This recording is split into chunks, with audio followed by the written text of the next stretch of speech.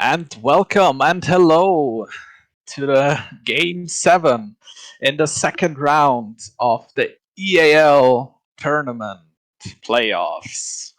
Today we have Cosmic Transcendence against RTB, which stands for, if you give me a second, Rasen, Tilly, and the boys. So I'm here with Gamescom Enjoyer, our local Seraphine main. So yes, it's gonna be a very nice game. What do you look forward to? Oh, what I'm looking forward to. It's RTB without Russen, so it's just Tilly and the boys. As I heard, Russen is still on vacation, so they have another AD carry today. But I'm looking forward to some insane drafts and hope some nice plays today. Also, I thanks mean, for that I can be here. yeah, yeah, that's it's obvious that we're gonna help out and cast. I mean, I'm sad that our budget. Oh, yes, I'm very glad to hear. I'm a bit sad that Mirtax is not here today. He's currently playing in CTR, so I hope he's gonna have a very good game. Yeah, just has But to do some multi talent like casting and playing at the same time. I mean, he's literally the budget self-made. Yeah. Also, I have to say how much I love my own production, writing my name wrong in the cast. I mean, it happens. Happens. Like this is still better than LCS production because LCS didn't work for a week at least. But yeah, it seems like the draft is starting, and we're gonna hop right in. We Yeah, first see a Zyra ban, which is understandable. Zyra is a very good yeah, support at the moment. as I know, that support Tilly is one tricking the champion, and this will take a bit longer because RTB is losing a game, some issues around the mid lane. Also, do you know both teams pretty much, or you new Uh, here, more or less? well, I know CTR. I have been with them for a while. Usually just helping out a bit with scouting and with draft ideas. So let's see how they can implement uh, the the pointers which I gave them. And RTB, I've seen some of their games, but I'm excited to see what they will cook up.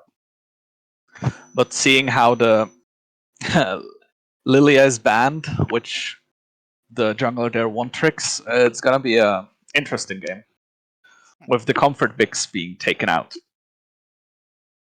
Yeah, that's not. Also, Ash getting banned from CTR. It was like this champ always got picked by RTB, and it's like I think Ash is pretty solid champion at the moment as well. Yeah, Ashe is currently the strongest AD carry in the game. If we talk about traditional AD carries in the Oh bot line. yeah, you just say it because I'm here with you. But yeah, we see the Irelia pick being taken away from John Fogel. It's his main champion, as all pretty much know. But yeah, let's see what CTR is gonna first pick, and it's going to be the Jarvan. Jarvan being a very good and very strong and solid jungler, Yeah, it's very like blind always. pickable. Jarvan always gets picked, or well, that's I think at the moment the most consistent picks, first picks you can do. I mean, it's still contested with the Maokai, since Maokai is pretty much the same as a Jarvan, but he offers a different type of utility. While with Jarvan, you have a strong early game and can do a lot of things in the early game. The Maokai is an answer to this. As I said, it's pretty much the same thing as Jarvan, which offers just more utility in general and in the later stages of the game. It can break up fights really well. And RTB picks the Maokai. It's ooh. Yeah, I don't know much about jungle, so I can't say much about the matchup. But I would generally think that Maokai is just a better champion. I mean, Maokai just is a standard answer against the Jarvan. I mean, even a Sejuani could be a very good answer to the Jarvan. You just bring utility and disengage to counteract the Jarvan engage.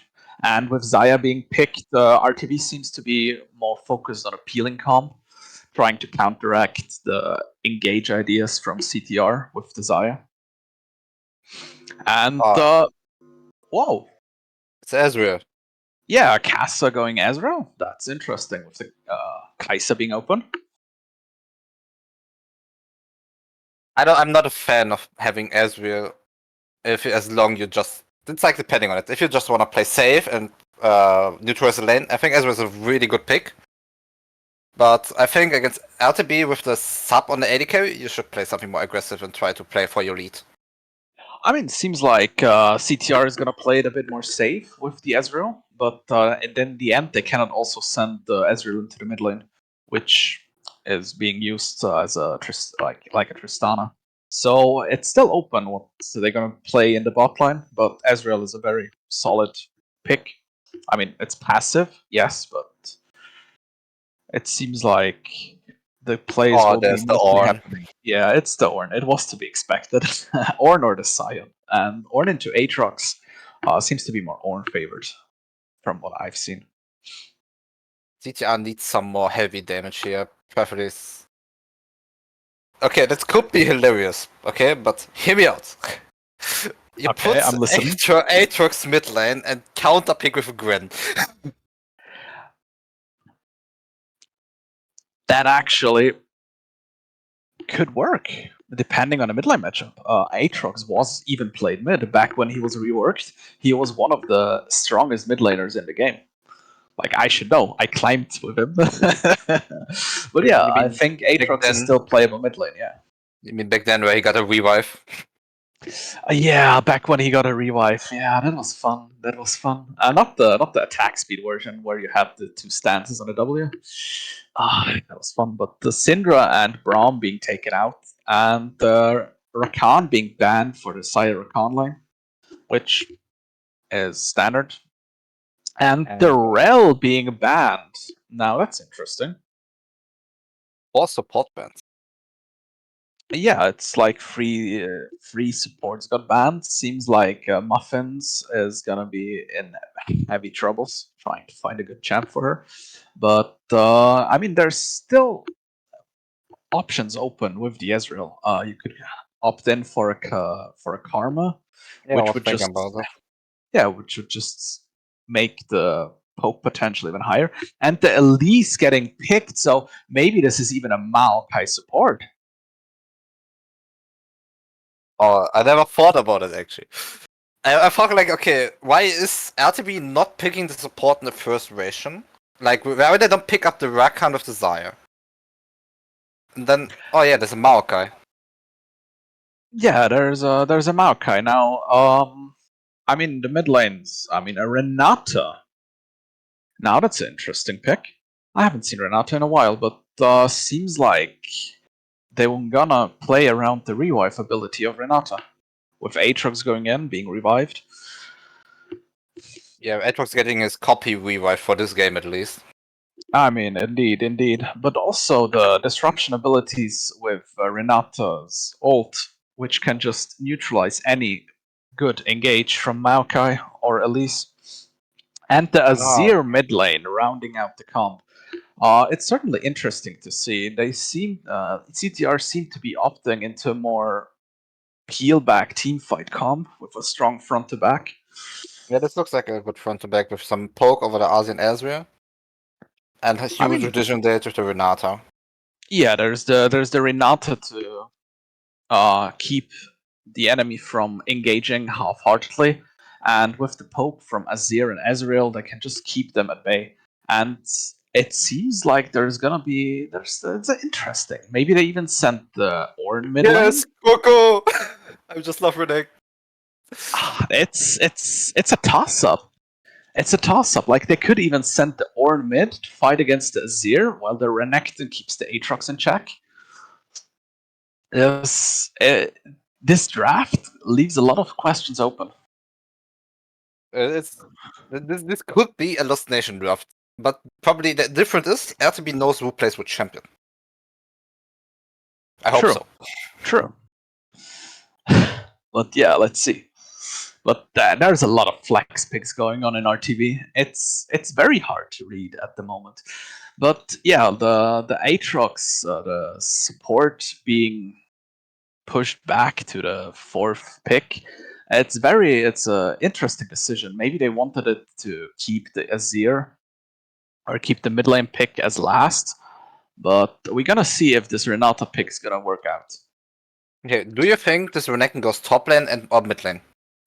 It's hard to tell, honestly. I mean, we've seen a lot of Ornn mid lane, which is why it could work into the Azir, but it could also go against the Aatrox and go even. So the question is just, it's not really much of a question, but it depends on how RTV wants to play this. If they send the Renekton mid, then the Renekton's gonna have a harder time playing against the Azir. But if they send him top and he fumbles against Aatrox, then the games would be over. Because if Aatrox gets ahead, it's gonna be a bit hard to deal with him when he goes and decides to split push. But keep in mind, it's a Renekton. If he's behind, he is behind. And he will never Yes. come back. No, he will not, unless he builds like 2 items and one-shots the Ezreal with 1W. We know how. This wonderful Borg Eclipse thing. Yeah, Borg Eclipse, something like this. It's very, yeah. It's really it's an interesting build, so to say. Seeing Renekton being picked is interesting, at least, since there's a lot of better options to deal with the Azir, be it Tristana or be it LeBlanc. But we gotta see how RTB is gonna play this. Both teams have like one champ that's like coming out and don't fit to the draft. Like on CTR, I don't know what the Aatrox will do there. I think there would be a lot better options. I mean, yeah, they could have first picked Fiora, which would counteract the Ornn or pretty much the champion pool of the top laner, which would be Ornn and Sion. But the Aatrox is still a solid pick. I mean, if they're looking for a more team fight oriented combo, then the Aatrox is a good fit. And on the other side, you have like good late game scaling comp, and then you have Renekton. I mean, I think they picked the Renekton to complement the Elise, because the Renekton and Elise are very early game focused, and they scale good into the mid game. While Elise just excels in the early to mid game, while being a very strong damage carry into the late, also being the only source of AP, which could work unless she gets behind. Then I think the Renekton is a synergy pick with the Elise, while the Maokai and Ornn are more mid to late game team fight. How to say? Versicherungen. Insurance. Yeah, it's just I think the Maokai and the Ornn are more of insurance picks than real. You just can also just pronounce it in English like Versicherung, but we don't do that insurance. It's insurance, yeah. Who do you think is gonna win this game? Or who has the better chances out of this draft? Okay, that's hard to tell. I personally like the RTB draft more, but I think that CTR has way better chance over mid and late game, and how they can play team fights. Yeah, it certainly is. I mean, the early game is gonna be more RTB dominated, but we will see how it plays out. We need to see if the Jarvan can find the engages and can play around the map better than the Elise, since Elise is one of the best tower divers in the game. Also, thanks to her repel. Yeah. So yeah, we will go into a small break, and we will then be right back and head straight into the game.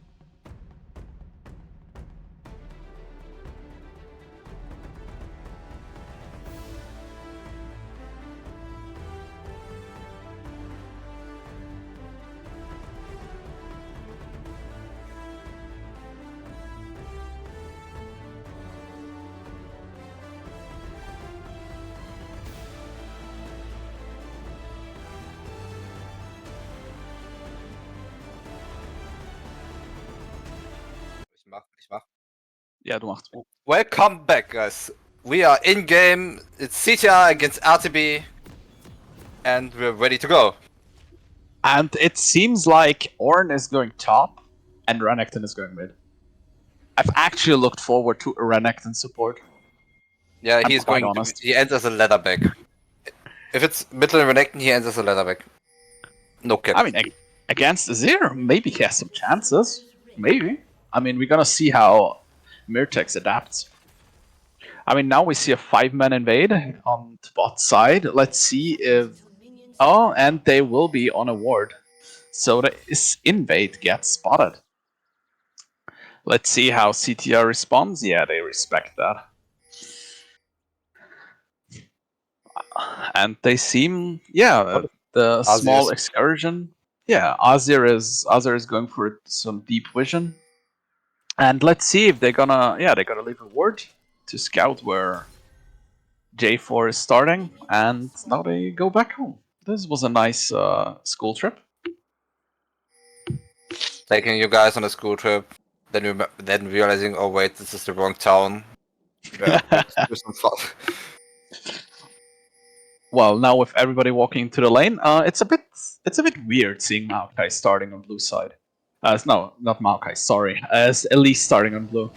But then again, she could also free camp gank. So we gotta see if Elise is gonna play like Agarin, or if Elise is gonna play like a Korean jungler.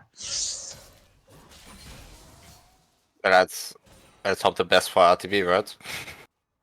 I mean, In their case, it's always a question. But seeing how the bot lane is gonna turn out is gonna be very interesting. Like the Renata into the Maokai, where the Maokai can just jump on them.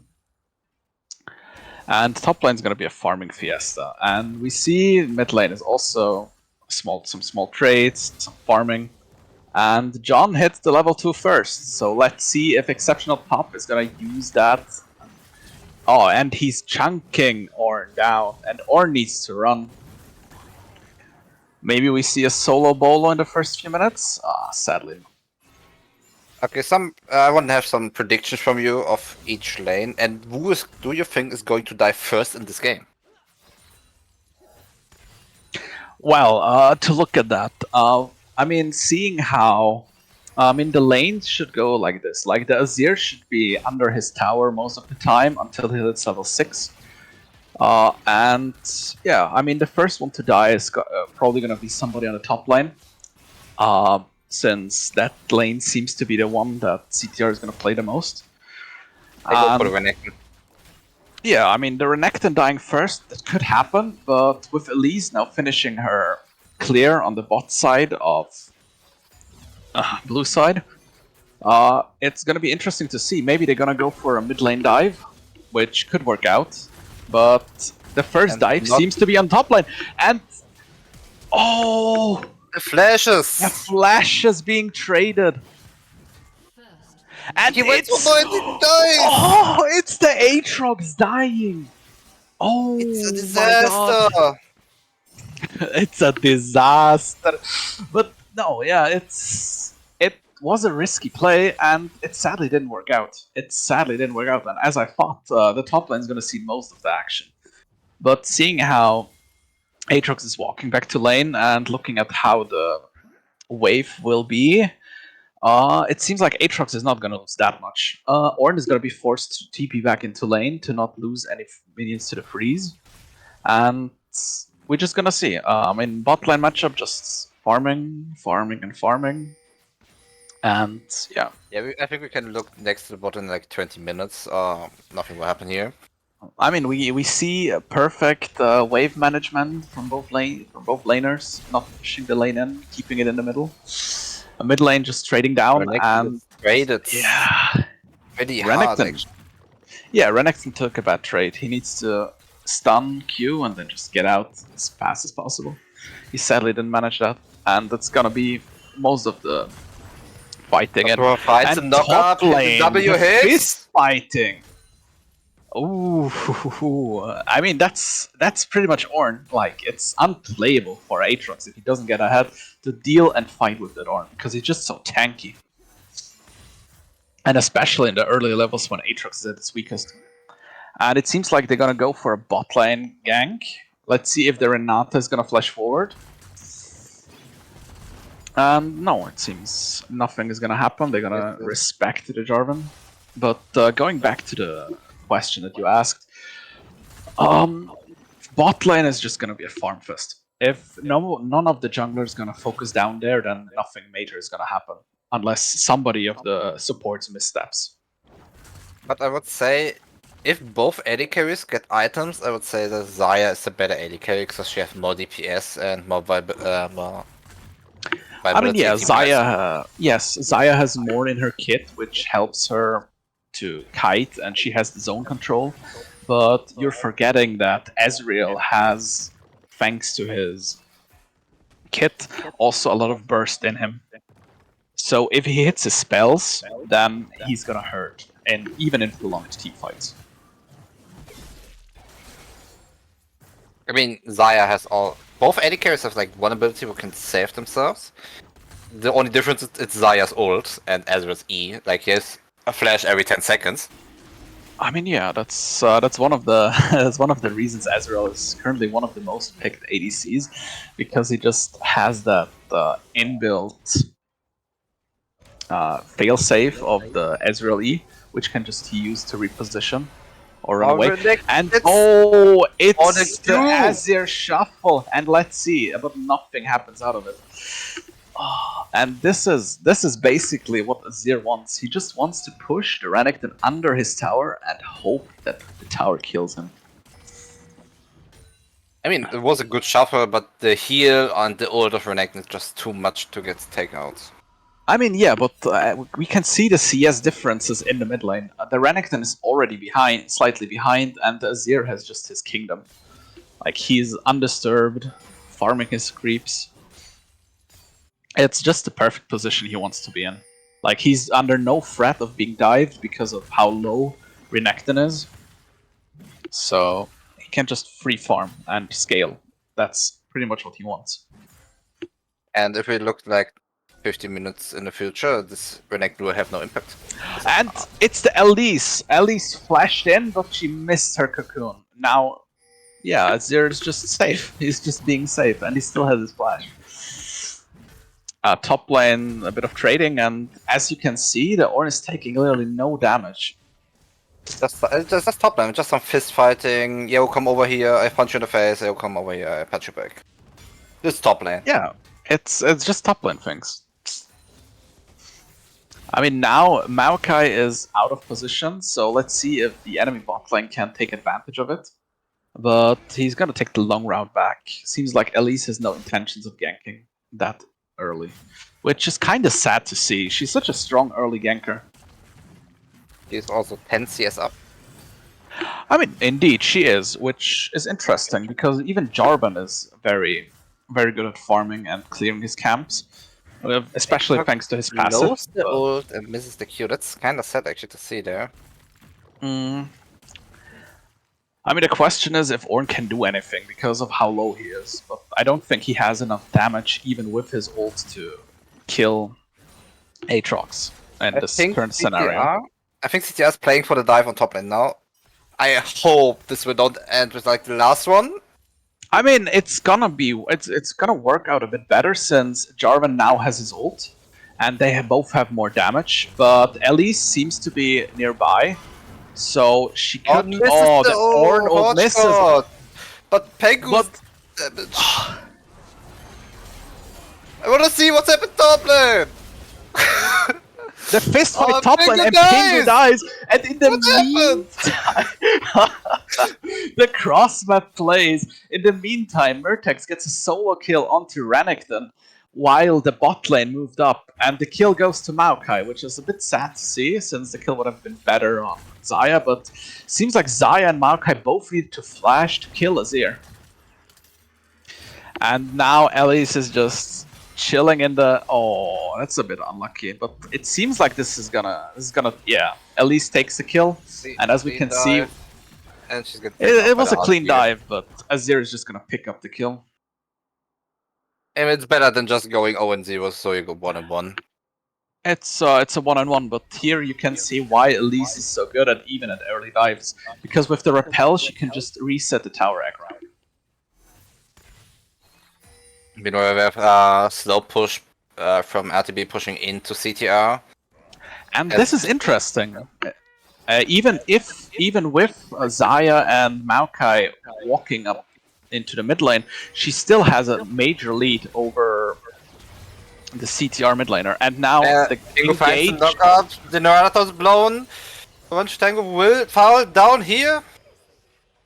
I mean, that's the question: can they make it They work? will go for more. Their ult is out. The Ezreal exhaust put it is over. being used. Flash burnt by Renata. And Jarvan is dashing out. Renata gets them together. And meanwhile, we have another fight going on the top lane. But As no one they found got more. out. They got out. That could have went much worse for CTR, but very good gank by Pingu, taking out the Xayah, which had no ult, even burning her flash. Very nicely played by Pingu. Yeah, we have some more fist fighting here. I mean, Ornn has the. He's just has the- tank. Yeah, he's just tanky. He's just tanky. You get Can one you shot hover by him, then you over- realize he goes full tank. Oh, Jarvan gets caught by the cocoon. Double And Jarvan is down. This is such a strong burst by Elise and Renekton, and I think this is the synergy that we talked about in the draft. The Renekton with the Elise, which both have nice and strong lockdown with the heavy burst. No one in CTR can survive that kind of burst. Now Renekton getting chunked down. He blows the ult. He flashes out. And No follow-up. Myrtex sadly has no follow-up to chase this kill, but this was very well played by the Azir. He now has the leeway and he has the tools to just poke and dish out all the damage to poke Renekton out of the lane. And seems like the Renekton pick is not going to work out. Seeing how behind he is, he's 30 CS behind. It's not looking good for RTB. I don't like Renekton mid lane, but don't forget, a point-and-click stun is a point-and-click stun. Correct. And if they chain CC correctly, then it's over. And They're now the using Maokai ult, but all they just won't fight the missed target. him. They won't fight the target. Pingu now picked up the Herald, which is a very nice crossbow play, seeing how Elise picked up both dragons. And Fighting John Forbes in his own wave. I mean, Ornn just doesn't care. Ornn just doesn't care. He takes no damage at all. And now he's building himself a new item. And he finished his Sunfire Cape, which will just make the game even harder for Aatrox. One plating going down towards Ezreal. Botlane farming continues, and even if there is a small discrepancy in the kills, the money still is fairly even, with most of the money being on Azir, being the only one who's truly ahead.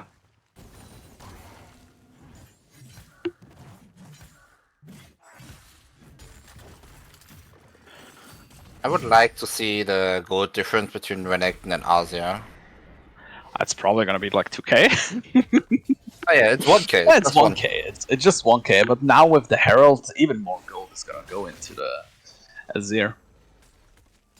Now he sits at a comfortable 1k gold lead, but seems like Azir is going Spectre's crown. He seems to respect that burst potential from Renekton and Elise.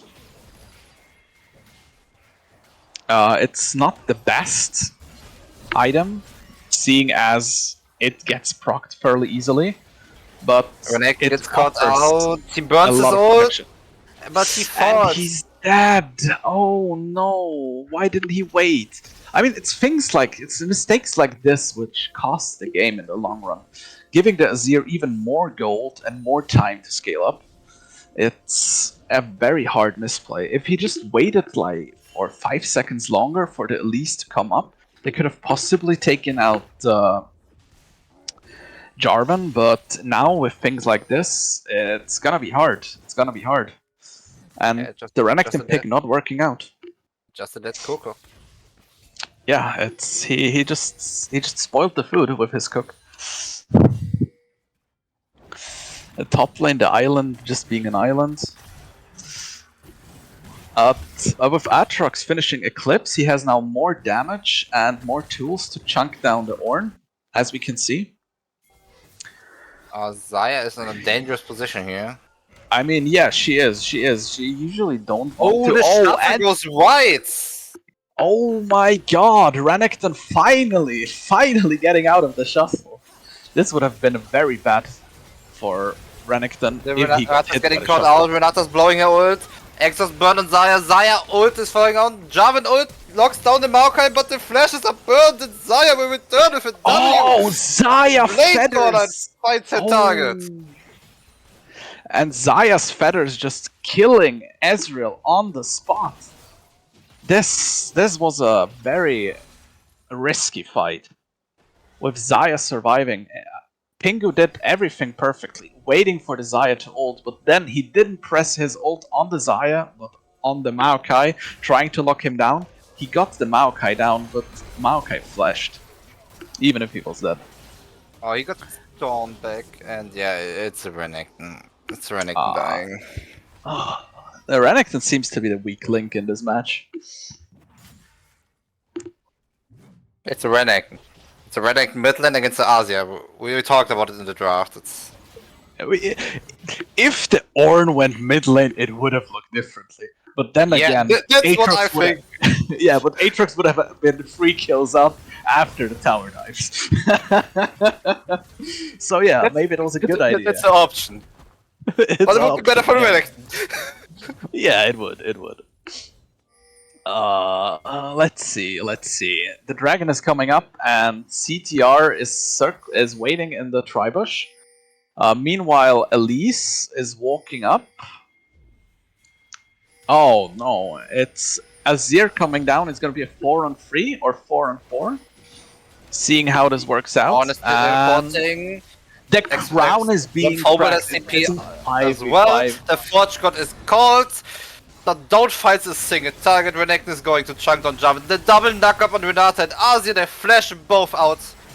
And now it's going to John Fobel against the words. But he's getting out. And the Xayah stepping forward, just dying. This is a disaster. This fight went so well in the beginning, but now the quarter kill This is on the Azir. one- Will he Penta. see? Will he see a Penta, or will Kassa just crush his dream? It's And a it's the pentakill. pentakill on the Azir. Oh my God! This is disastrous. This is the first penta this season. I don't include guild matches. But yeah, seeing the Azir Penta, this is wild. This is wild. Azir is now so ahead. He's so strong currently. And Renekton, we saw it in the Dragon Pit. Renekton went into on Pingu and he chunked him down. But after that, the Aatrox just buying the time to for CTR to regroup and for Jarvan to find the engage on the Xayah. Yeah, it was doomed after that. It looked good in the beginning for ATB this fight, but then after John Fobel find a way and after Unamina doesn't have much damage to kill Pingu, it was doomed. It was just doomed. It was doomed, but Murtek smurfing on Azir here. At the Penta, it was the first one in the season, probably. I mean, the first one in the playoffs. Yeah, that's for And sure. now CTR is gonna secure the second Herald. Seems like they own the map now. It's gonna be hard to... I mean, it's not gonna be hard, but it's gonna take a very big mistake from CTR for RTB to go back and take back the tempo. Renekton on side lane against the Asia. There's nothing gonna happen. Same on top lane. But when they force a team fight, this will be favored for CTR. With It the certainly current state will of be. the- 9 and 1 Azir, 2 items. I mean, and Azir is going Zonia's third item, which just increases his survivability in team fights. Wait for And the John cocoon. Oval The getting Falcon is getting caught out. But he And missed! he missed! It's a disaster! Grey Fox getting caught out and deleted! And here is the counter gank, and it finally works out. Now they're gonna dive Moving- the Ornn, and they got The him. ADK getting caught as well. They're gonna go for Pengu. But Pingu is gonna come out. Pingu is gonna get out. He has the cooldown reduction. He just has a flagpole up every 5 seconds. There is no way Pingu's gonna get locked down. This Forge got. It's the second time that the Forge got missed. Maybe he should be more focused on hitting the enemies and not drinking. It's all part of the plan. It's all part of the plan. True. Kassa fighting against the tower and securing another turret for CTR. The gold lead now 7k.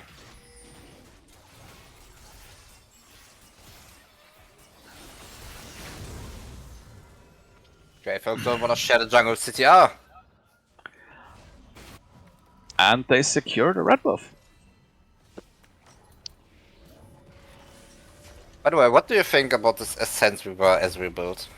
The Ascens River Ezra build is a more poke-oriented one. I think he's gonna go for Duskblade, which would just maximize his poke damage, which is... I mean, it's okay if he's ahead. But the standard would be a more fist-fighting build with the... It's the Triforce, right? With the Triforce, yeah. Since Triforce is just such a strong item. Yeah, I see AD carries like Vayne and Ash building it. Yeah, it just gives the best stats currently, and yeah, Ash and Vayne don't really use crit, hence they go for Triforce. And yeah, it's generally interesting to see. I mean, Kassa is even going for lethal tempo, which is interesting. I hope it was a mistake. I'm unsure, and Nothing happens here. nothing It was a close happens. call. It was a close The call. E didn't connect. The E didn't connect. I think there was some miscommunication with the Maokai and the Elise. Since if Maokai didn't root Pingu, the E would have connected. But now CTR is looking to get the Baron, and there is not much that RTB can do. They can't do this.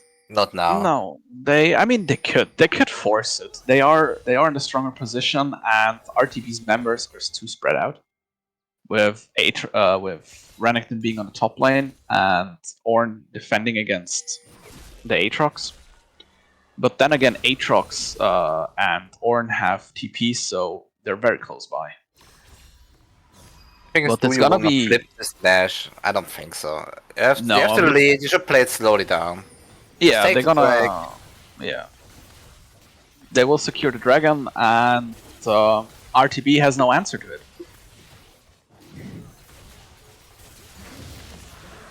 They lack the damage to chunk down the Baron fast enough to trade it, and with the Azir hovering, it's hard. He's just gonna chunk them down, and it's gonna be hard. Also, 2 Mountain Drakes gives you a lot of resistances. Indeed, it does. It helps CTR. It helps Aatrox mostly, and Jarvan, since they both stack more HP than they stack resistances. And it's gonna be hard in the coming team fights to burst down any of the CTR members, thanks to the Mountain Drakes, since they give the most value after the Lightning Drake, Hextech Drake, sorry. Since Hextech Drake also gives attack speed and ability haste, which stacks better than, which stacks more or harder than the resistances. That's correct. I mean, you have like the one champion that goes to some stats, but if CTR manages to stack those mountains, they will be unkillable. But also, if RTB gets those mountains, this Ornn will be unkillable. Indeed, it's we're gonna see how it turns out. And now Pingu against, but Pingu is Against just Ward, gonna technically. yeah. Pingu is just gonna get out. He's not like he's building a lot of ability haste, seeing how he finished his Gore Drinker and It looks like his Penguin Shojin. likes to play Earth. Well, it's currently the strongest build there is for any jungle, really. Like, stacking Shojin just helps you. And seems like Pingu is going for Ice. Yeah, with a Warden's Mail, he's probably gonna go for Iron Oh, Heart. Ice Frozen Ward. Heart, I mean. Yeah, Frozen Heart. I'm playing with the German names, so it's I hard. thought actually. I thought. Change it. It's better. Awesome. We just gotta wait until the next big team fight before much is gonna happen. The game's slowed down quite drastically. I mean, CTR still is in a commanding position, but they take it slow. They take it slow. Do you think They RTB now- has any chances to play themselves back? Certainly. If anything, CTR is prone to. Nash is standing start, TP is getting burned, Renekton looking for a flank here, but they just drop the Nash after the Maokai ult is out. And now they're just going back to do it again. They fake out, pretty much. They And- jump into the Renato!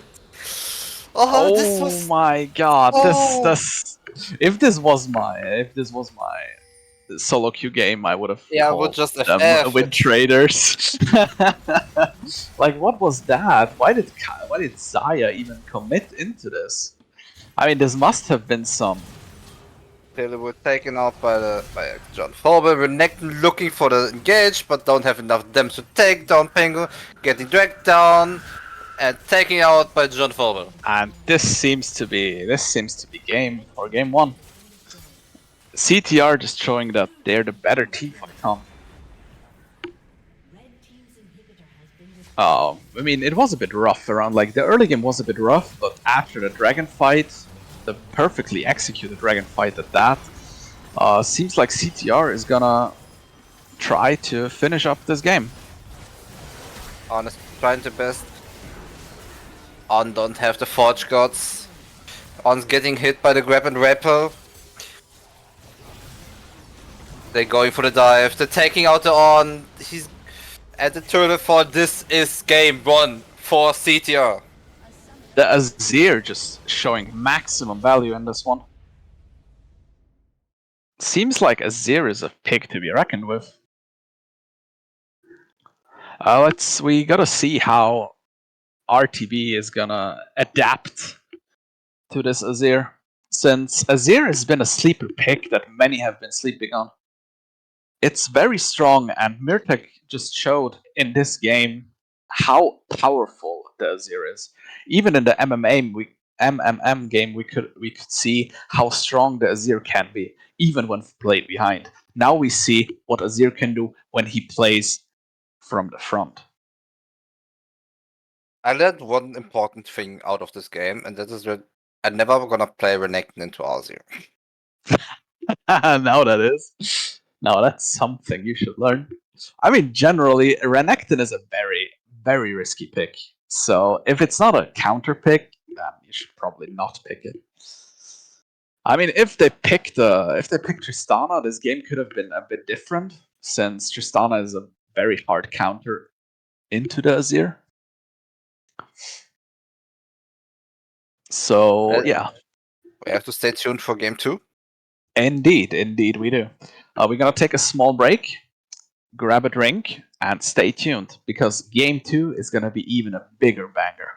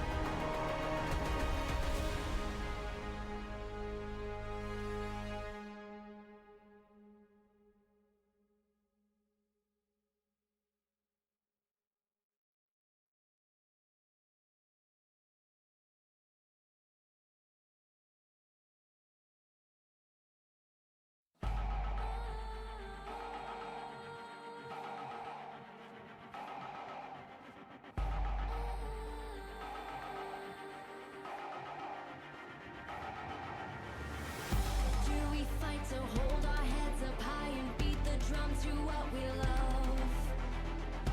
Risk the follow, we have felt it all come crashing down from far above. Stars are rising, countless worlds colliding, only one will take it all. Can we bring to fall the giants? Can we make the final call?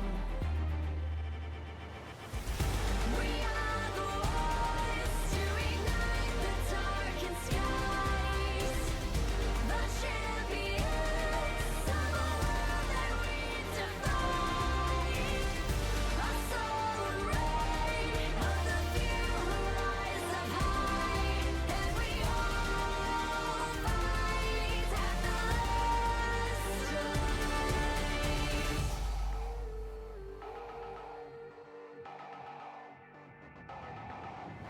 Hearing voices from afar, join the madness when the curtain falls. Risk it all, hold nothing back.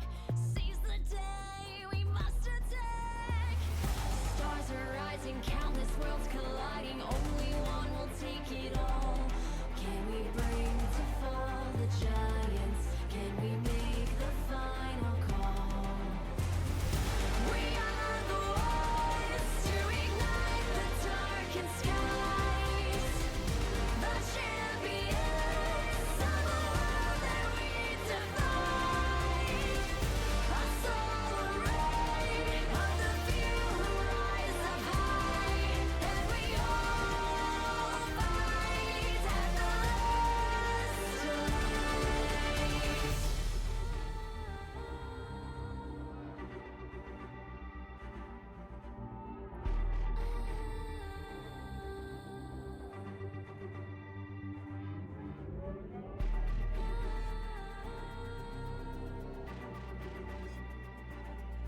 Can we bring to fall the giants?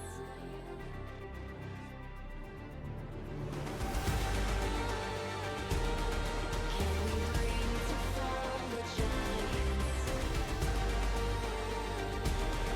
Can we bring to fall the giants? Can we bring to fall the giants?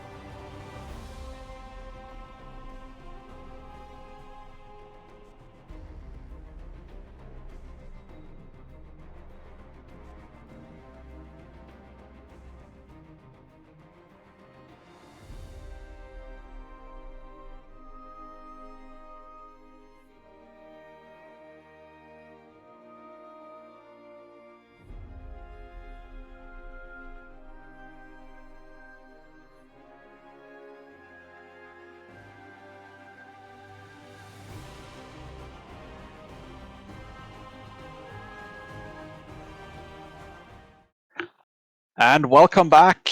We're gonna soon hop into the draft, but before that, let's look back at the CTR and RTB game and Massive. What do you think went wrong?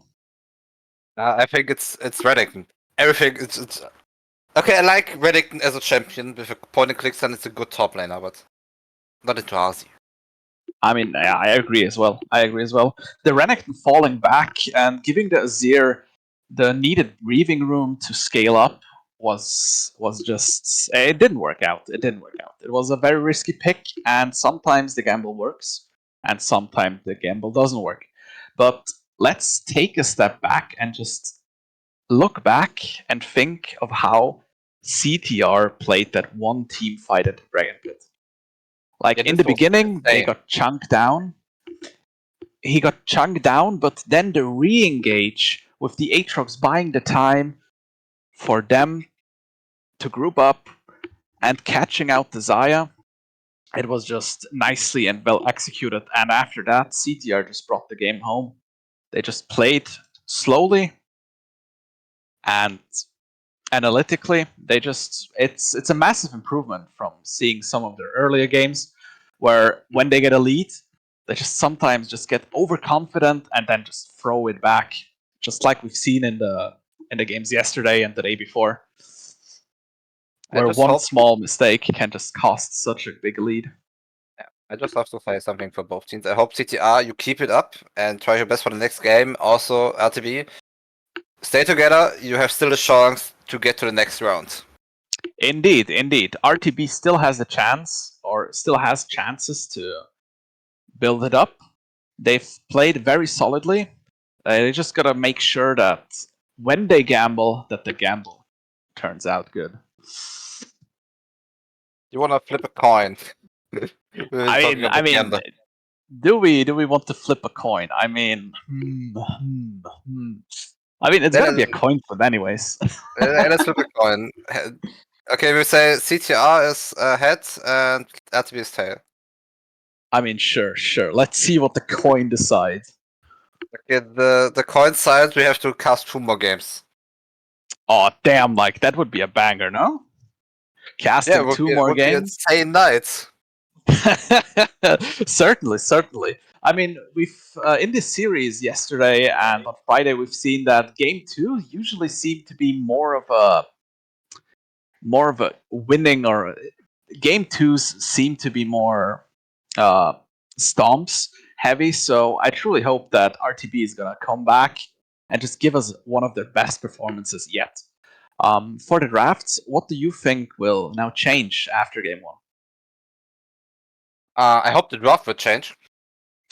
I mean, certainly there are some areas where you can improve, but do you think anything from like in the bans? Do the bans change?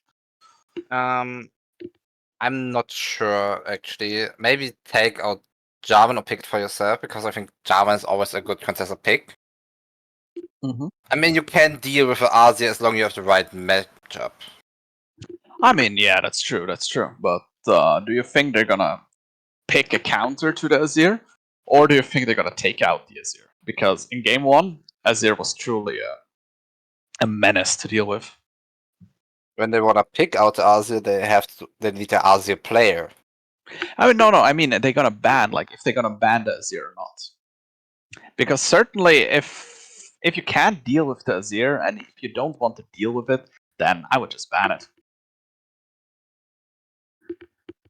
I mean, as far as I know, the mid lane of RTB used to be a support main, so I don't think he's going to play Asia because you need hands for Asia. I don't want to say something against him, but if you're off rolling and then you have to pick Asia, it's going to be a disaster volume 2.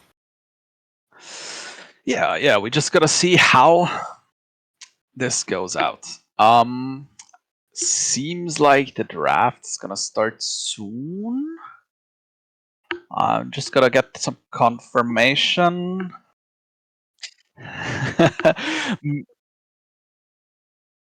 Shago's there, finally. Oh, seems like RTB is gonna use another player. Yeah, the Shago was planned to be the origin player, but as far as I know, his playing got some issues or something. I don't know. Well, certainly, let's see if this new player, this fresh blood, can bring a newfound flame into RTB's fire. Now let's look at Twitch chat. Does Twitch chat have any predictions on who will win this second game?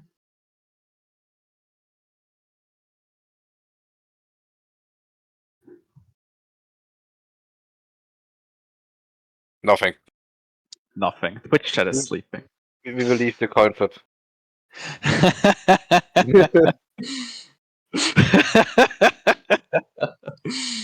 Seems like Twitch chat is favoring RTB.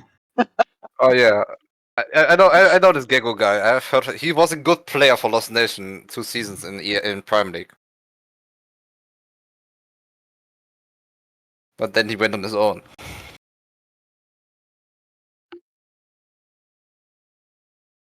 Also, can we get the info from the production? How long does it take until Skegel will arrive?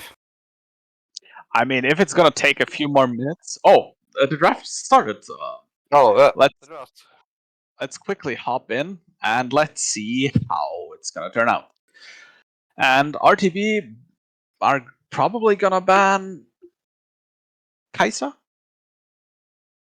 No, it's the Aurelia, which is to be expected. The John Phobel is just too strong. Yeah, that's the only thing I always keep in mind when playing against John Phobel. Ban Aurelia and pray. Ban Aurelia and pray. Ooh. Now that's some very good advice for any other teams watching. But now let's see if anything from the bans from RTB's side change. I mean, they know CTR's champion pool, but they've also seen how devastating some of their champions can be. I mean, with the Ahri taken out, Lilia's getting banned, so no changes from the CTR side. Seems like they're pretty confident in what they're banning. Do they take out the Azir? This would be, I think, a bit base, like this champ destroyed us, let's ban it. I think it would be better to find an option against it. I mean, certainly, but if you have no option really prepared, then it's better to just ban it. And here it is. It's the Azir ban. Will the Zyra be banned again? Oh, it will. CTR is just sticking to their script. And let's see if RTB is gonna first pick the Jarvan now. It's been a very strong pick for Pingu.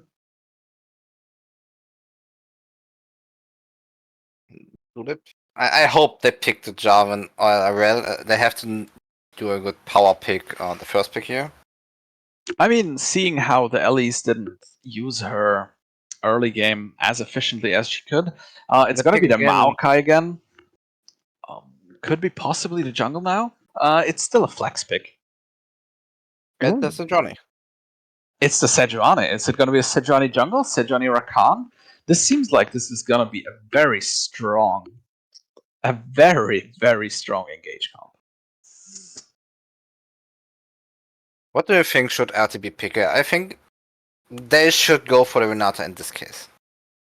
I mean, why would you pick a Ray Desire? I mean, against Rakan and Sejuani, I think in the bot lane, Xayah would be a very good answer. But no, it's gotta be the Sivir. Now, will we see a Yuumi? Now is the question. Will we see the classic solo queue bot lane, the Sivir Yuumi? The scaling hyper carry with the kitten? Yuumi in the champion never see, and then he returns with 300 or 400 CS. Indeed. That truly is. Sivir is underappreciated pick since she's an anti-carry, so to say. She defies. I personally think that Sivir is my prior pick because she does nothing and she don't lose and just AFK farms all the time. I mean, it depends on which kind of Sivir you're gonna play. Since in Korea there seems to be a more poke focus build with Black Cleaver and Duskblade, with Summon Eri as a keystone. So we're gonna see if the Sivir is. It's Ezreal again. Seems like Kassa doesn't want to play his Kai'Sa. This is also written in your script. Interesting. A Kai'Sa would have fit much. I mean, Kai'Sa would have fit more perfectly into this comp, but I guess this is more precaution, so Kassa doesn't go in with Kai'Sa and fucks up. You want to keep it for the next rounds. You want to hide Possibly. I mean, hiding a certain pick is also a good idea because you don't want it permaban all the time. And the Ornn is being taken out. Seems like John doesn't want to fight against the Ornn anymore, seeing how it just ruined his Aatrox performance. Then we're setting up by RTB, and now it's the last ban. And, let's see what the last ban is going to be. I mean, Vex and Syndra, 2 more mid laners being taken away. So 4 mid laners being taken out in the ban phase. And the Aatrox is getting banned. Seems like Aatrox has left a lasting impression. Okay, it's time for massive draft disaster part 2. Hear me out. You're picking Karma mid lane and then an AP carry top lane. Karma On mid lane and AP. On RTB's side. Against the Cassiopeia Karma? I mean, Yeah, work. forget it. We don't do that. It's a Cassio. It's a Cassio. How do you deal with a Cassio? You could pick Seraph. Like, You I could could pick Seraph. I know that I played a lot of mid lane, and I know you could pick Seraphine. Yeah, like the Seraphine mid lane with the peel? She outranges Cassio and is not poke, and also got the lockdown to get her on now. And it also has enough AP, but it's gonna be the Orianna. Orianna is a sleeper OP pick. Like, she got a few buffs in the last few patches, and she never really was in a situation where she was bad. It was just that other champions were better. But seeing how Rel wants to go in and Maokai, and Orianna can just put her ball onto her and then ult herself, it's gonna be a massive asset in coming. Oh, it's Olaf. And the Olaf being picked in. Now, this is a certain power statement that RTB wants to go in.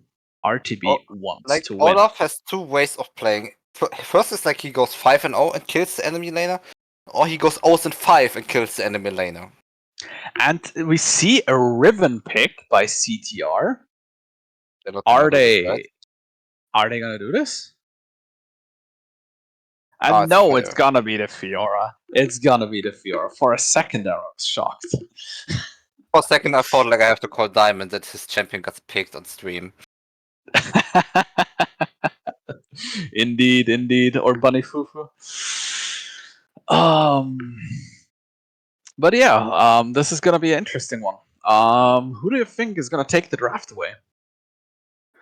In this case, I like the RTB draft a bit more because I like Orianna in a combination with Rel and Maokai. But I think they will have difficulties to engage into Cassio Sejuani. I mean, not really. I mean, the Olaf with his undying rage, that's Tryndamere, but Olaf with his Nordic guy. With his angry Nordic guy charge is just immune against all kinds of CC, so he can just run the Cassiopeia down without being hindered. Added to that with the Orianna bow, it's just going to be massive damage, and I cannot get away from this Olaf. So the question will be, will the Olaf get ahead against the Fiora? Or will he not get ahead? Because in the end, it's going to turn down into, can the Olaf disrupt the enemy team long enough for the Sivir to DPS? And can Maokai and Rel peel long enough or shut down the Cassiopeia and the Fiora? Because the main damage dealers on CTR's side are going to be Cassiopeia and Fiora, with Ezreal if he goes for a more fist-fighting build. I mean, let's hope so. I always like to see messy fistfights in top lane, jungle, mid lane, everywhere. It's always funny to see. I mean, yeah, like, tell us, Twitch chat, who do you think is gonna win this draft? Or win this game? But going back to the draft, RTB's draft is pretty much straightforward. They have the engage, and they have the potential to run them down with the Sivir and the Olaf, and a very strong and compact teamfight comp. While CTR is still, I mean, with the Ezra Rakan, they picked a solid bot lane, which shouldn't lose. And with Sejuani, they have a strong front line. Cassiopeia brings the DPS, and Fiora is just a menace on the side lane. So if Fiora gets ahead, then Olaf can never leave the top lane, or any lane, and needs to match the Fiora. But So it's also same the other way. If Olaf gets ahead, Fiora can never leave the top lane. either that, or Olaf is just going to run down the enemy team, or Olaf is just going to run down CTR. So CTR has many win conditions, and RTB just has one. I mean, they have Olaf and Sivir, but RTB has But one way Olaf. to win. RTB has one clear way to win, while CTR has many ways, or actually two. Be it But through how team this fights. turns out? Mm. Okay. But how this turns out, we're going to see in the game. Well, yeah, we're gonna see. I'm wondering if we're gonna see a level 3 tower dive by Sejuani. I hope it better like the last one, where Ornn got 1 kill. I mean, Ornn got ahead. Aatrox couldn't play the game, but in the end, Azir carried. Now let's see if Myrtek can make the same performance on Cassiopeia, which mechanically is, I think, even harder than Azir. Nah, I don't think so. Nah, I mean, it is. I think you can play Cassio and you can kite. I mean, yeah, but like kiting is also hard. I'm not allowed to say so because I play mages on bot lane, so. Well, we're gonna take a small break and we'll be right back in the game.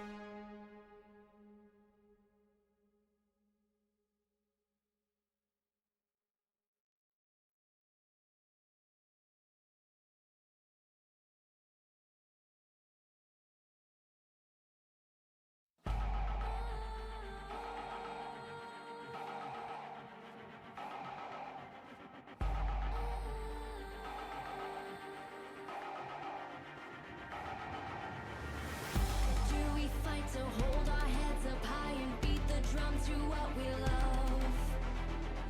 Risk the fall, or we have felt it all come crashing down from far above.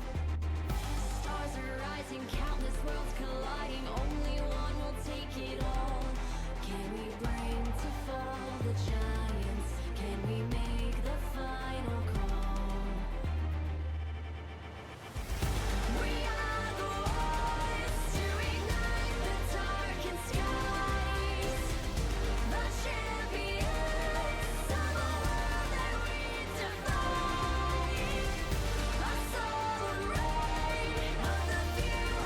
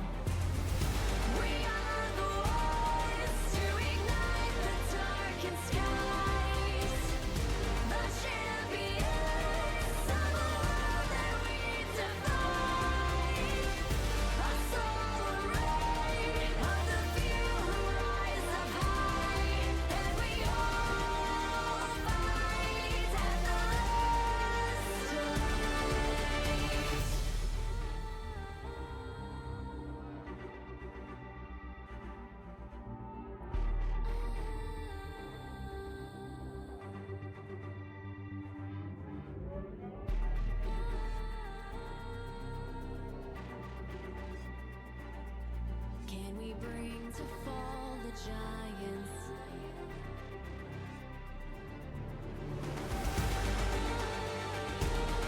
Can we bring to fall the giants? Can we bring to fall the giants? Can we bring to fall the giants?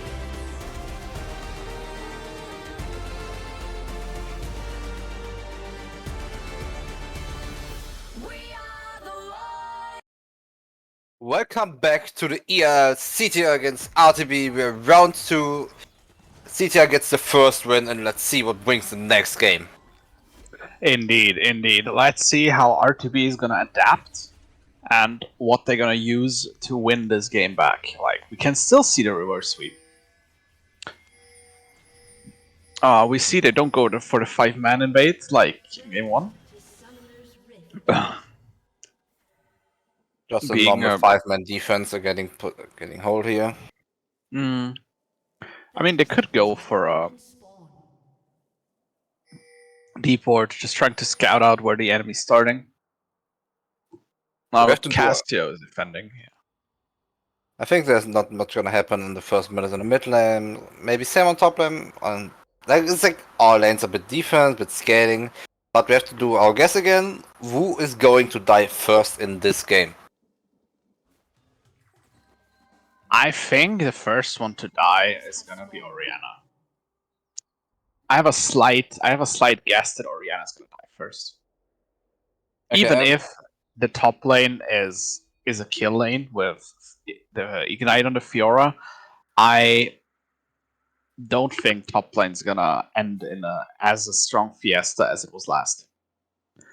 Because, as you said, most of these champions just want to scale. I'm not sure where I should go here, but I think John Phobos will be the first one who dies, or not to reform. One of those two at least. But I'm going that John Phobos will be first. With the John Phobos special. Yeah, he's being von Jobel. Out of his trading into this here pretty well actually. Now, Moy gets ignited. The X misses and he oh dies! my god! Oh my! This is disastrous. If Olaf started with Ignite, he would have won this. Oh, if he But- hits the last X. Also, he lost. He didn't hit his last X, but still. Forget what I said. I think not to reform die first. John Phobos redeeming himself. You wanna redeem his dark history, being von Jobel. Pengu is hovering him. I mean, that's interesting that Pingo is wasting his time in the top lane, seeing how it's pushed down. I think he's expecting Olaf to just go in. But seems like Olaf is not gonna do that. Kassa is just freezing the lane. Now this is a horrible back for the RTV bot lane. They're gonna lose so much, even in the early stages of the game. Like, that's not something you want. As even in the beginning, this game is already not looking good for RTB. Pengu looking for Skego here. The Mesmer is there and she's poisoned. But she's trading and she's gutting Murtex! Pengu flashes the flash! Oh, and the fail! Oh my god! And here comes my prediction where the Orianna is just gonna push up and die. But it seems like it's gonna be a 1-for-1, even though the fail flash must hurt. And we can see that this game is already starting with a different note. It's much more bloody than the first anticipated. I think I'm speechless after I saw this flash against the wall. I mean, I think I have a stat because I flashed once in a competitive game against the wall. But it happens always to me, but seeing this on the stream, it turns different. It certainly is. I mean, it happens even in the bigger stages of the Pengu's game. looking for Skego. And again, the mid lane is just gonna get camped. Not from is fighting John Phobos again. The WC severe farming.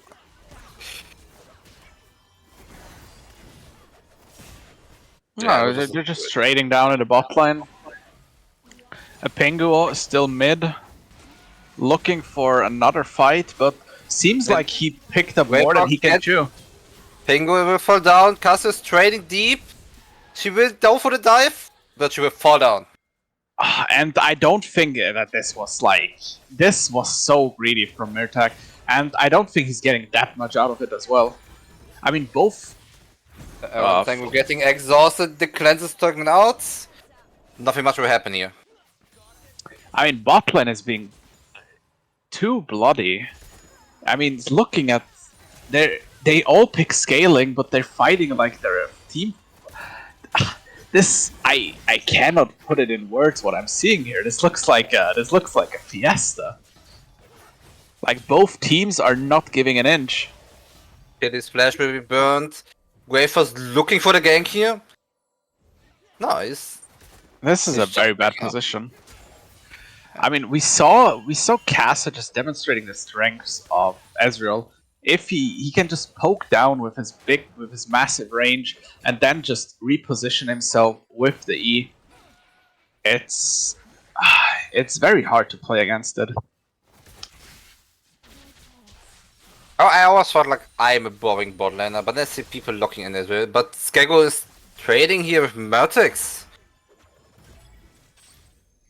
Yeah, bot lane is going to be very hard for Sivir to get out of this deadlock because they're pushed again. They're pushed under the tower, and they need to fight inside the minions to not get hit by the Ezreal. But when they do, then Rakanj can just go in. And meanwhile, Pingo is doing a sneaky Drake here. I mean, he should be working out.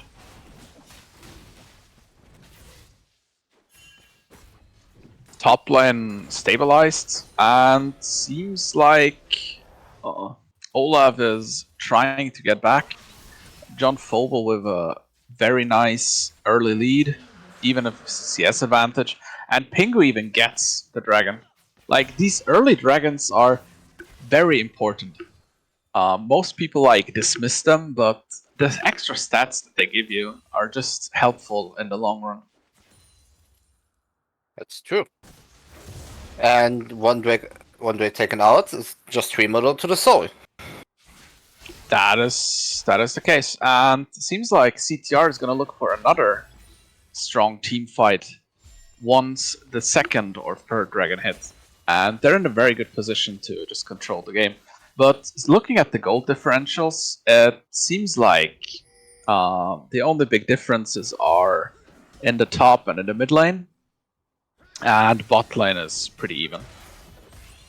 And John Fobel just going in. Olaf's going for the ult as well, ghosting out. The Ignite is getting out, the parry hits, but it's not enough to take out this Olaf. Olaf just getting out. This was a very tricky situation because Fiora could have killed him easily and then just run out on the bottom side of the tower. But it seems like this is better for the Fiora, since Olaf is forced to back and give up another wave, which is just so disastrous. Skego trading with Murtag. Murtag is getting hit by the shockwave, but not enough damage. Ping was looking for the gank here. And Pingu is gonna secure a kill. And meanwhile, Olaf gets Fiora taken out just with killing. Skego flashed, run away like a little Edward, I guess. Like clockwork, just running away. But no, he goes back. Skego's He burning the goes flash, back the in. frostbite hits, and that's it. Skego's down. This was too greedy. This was too greedy. This pink ward. Ay ay ay. Pingu just collecting that kill. And even collecting the ward. This game certainly isn't looking good for RTV, and we need to see how they recover. Because one of the most important things in these types of games, or when you're behind, is how good is your mental. Can you keep it together even in the last seconds of the game, or are you just gonna crack? But Igni, you have to believe in a coin flip. I mean, I'm believing in a coin flip, and I'm looking at the coin flip, and it's just 300 gold. It's just 300 gold. And the Sivir is not even online yet, and the Sivir is going to be a game changer once she comes online. But the question is, will she come online? The road is blown out, the Rakan ult as well, she hits the well, but well we're taking out, the Glacial Prison will fight the target, but it will not enough damage to take down this Iron Horse.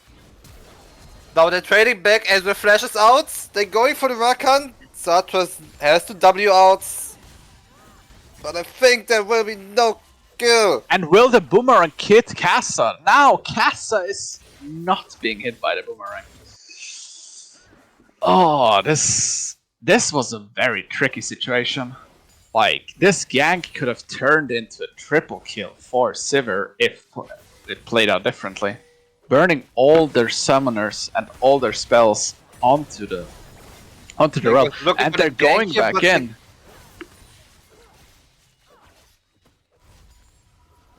And now the Maokai coming in, we're gonna see if he's gonna find it. Was looking for some action, he gets the Rakan, and he gets the kill, it's just 3! It's a bit sad that he didn't make more out of it, but you take it. You get free platings, you might even get the blue buff, but with Cassiopeia moving, it's gonna be a bit harder to just abuse that. Cassiopeia going in. But getting hit by the shockwave, Maokai fights engage, and she will taken out by Skego. Now this is the way forward. RTB just demonstrating their strengths of their combo. We have the Sivir re-engage, we have the lockdown potential of Maokai, and just the pick potential from Orianna. It's very nice to see how they synergize their CC and how they just pick off one by one. Meanwhile, top lane, it just. I mean, skill difference. yeah, top lane is island. We need to see how exceptional top can translate his lead and try to get off the pressure that currently is building up on the map. But the Orianna being this strong, this early in the game, is certainly going to pose difficulties for CTR. Now, the second Drake is probably going to get secured by RTB, seeing as they get the tempo advantage. But Grey Fox looking for something. They locked down there. Scared. Why you don't go for them, man? He's... they just... It's... I don't know. I mean, in one hand, nobody was nearby to go in, and she was too close to the tower anyways. But with this, they're probably gonna secure the dragon, while Pingu is taking the herald again. And yeah, it's just impossible to get any lane prio against Sivir with Static Shield. But think about it. It's the Mountain Drake for Rel, for Maokai, and for Olaf. It certainly is good, but we're gonna see what soul is it gonna be. Oh, and what type of soul will it be? Oh, it's gonna be a Hextech soul. Now that's interesting because a Hextech soul is good for both of them. And with the opening of the map, it's gonna make the game much more faster because thanks to the gates, people can just teleport all around the map. You're expecting an enemy teleport, thinking, oh, I can catch the AD carry, and then it's gonna be the 5-0 No. Like the Hextech gates just make it so much easier to traverse. And Olaf fighting Pingu. Trading the shockwave hits both targets. It's like disaster for CTR. And this is what I talked about. The Orianna ball onto the Olaf, and the enemy cannot do anything. And we saw how he just swapped targets. He didn't continue running down into this Sejuani, who was running away from the fight, but into the Cassiopeia to force her to stay in. Now this was perfectly played and well executed. I mean, Maokai's ult kind of missed everything, but it was still good. Now bot lane, getting traded pretty badly. And Kassa surviving with 1 HP again. Brave But was the looking for more Maokai is here. here. Will he? Wants the Will Kassa, he? Oh, and he's Mao! Brave will flash over And the wall, Mao- Rocket is ult, the TP is coming in! And But everyone is RTB out. is just taking over this game. The the Maokai smite hitting Kassa in the face. Now let's see if Pingu can do anything, or if he gonna get dived down. Looking for Stango, he blows the Glacier Prison, he's getting knocked up away, got it kept in the magnetic storm. Icarus taking out flashes are burnt. Will she survive? And she can! Like a master! Now this is something that you don't want to see. Both peelers going to the side and leaving Sejuani to hop onto Sivir, but the peel was enough. Luckily for Sivir, she survived. If Pingu had built a Cinder, a Bami Cinder, she would have been dead.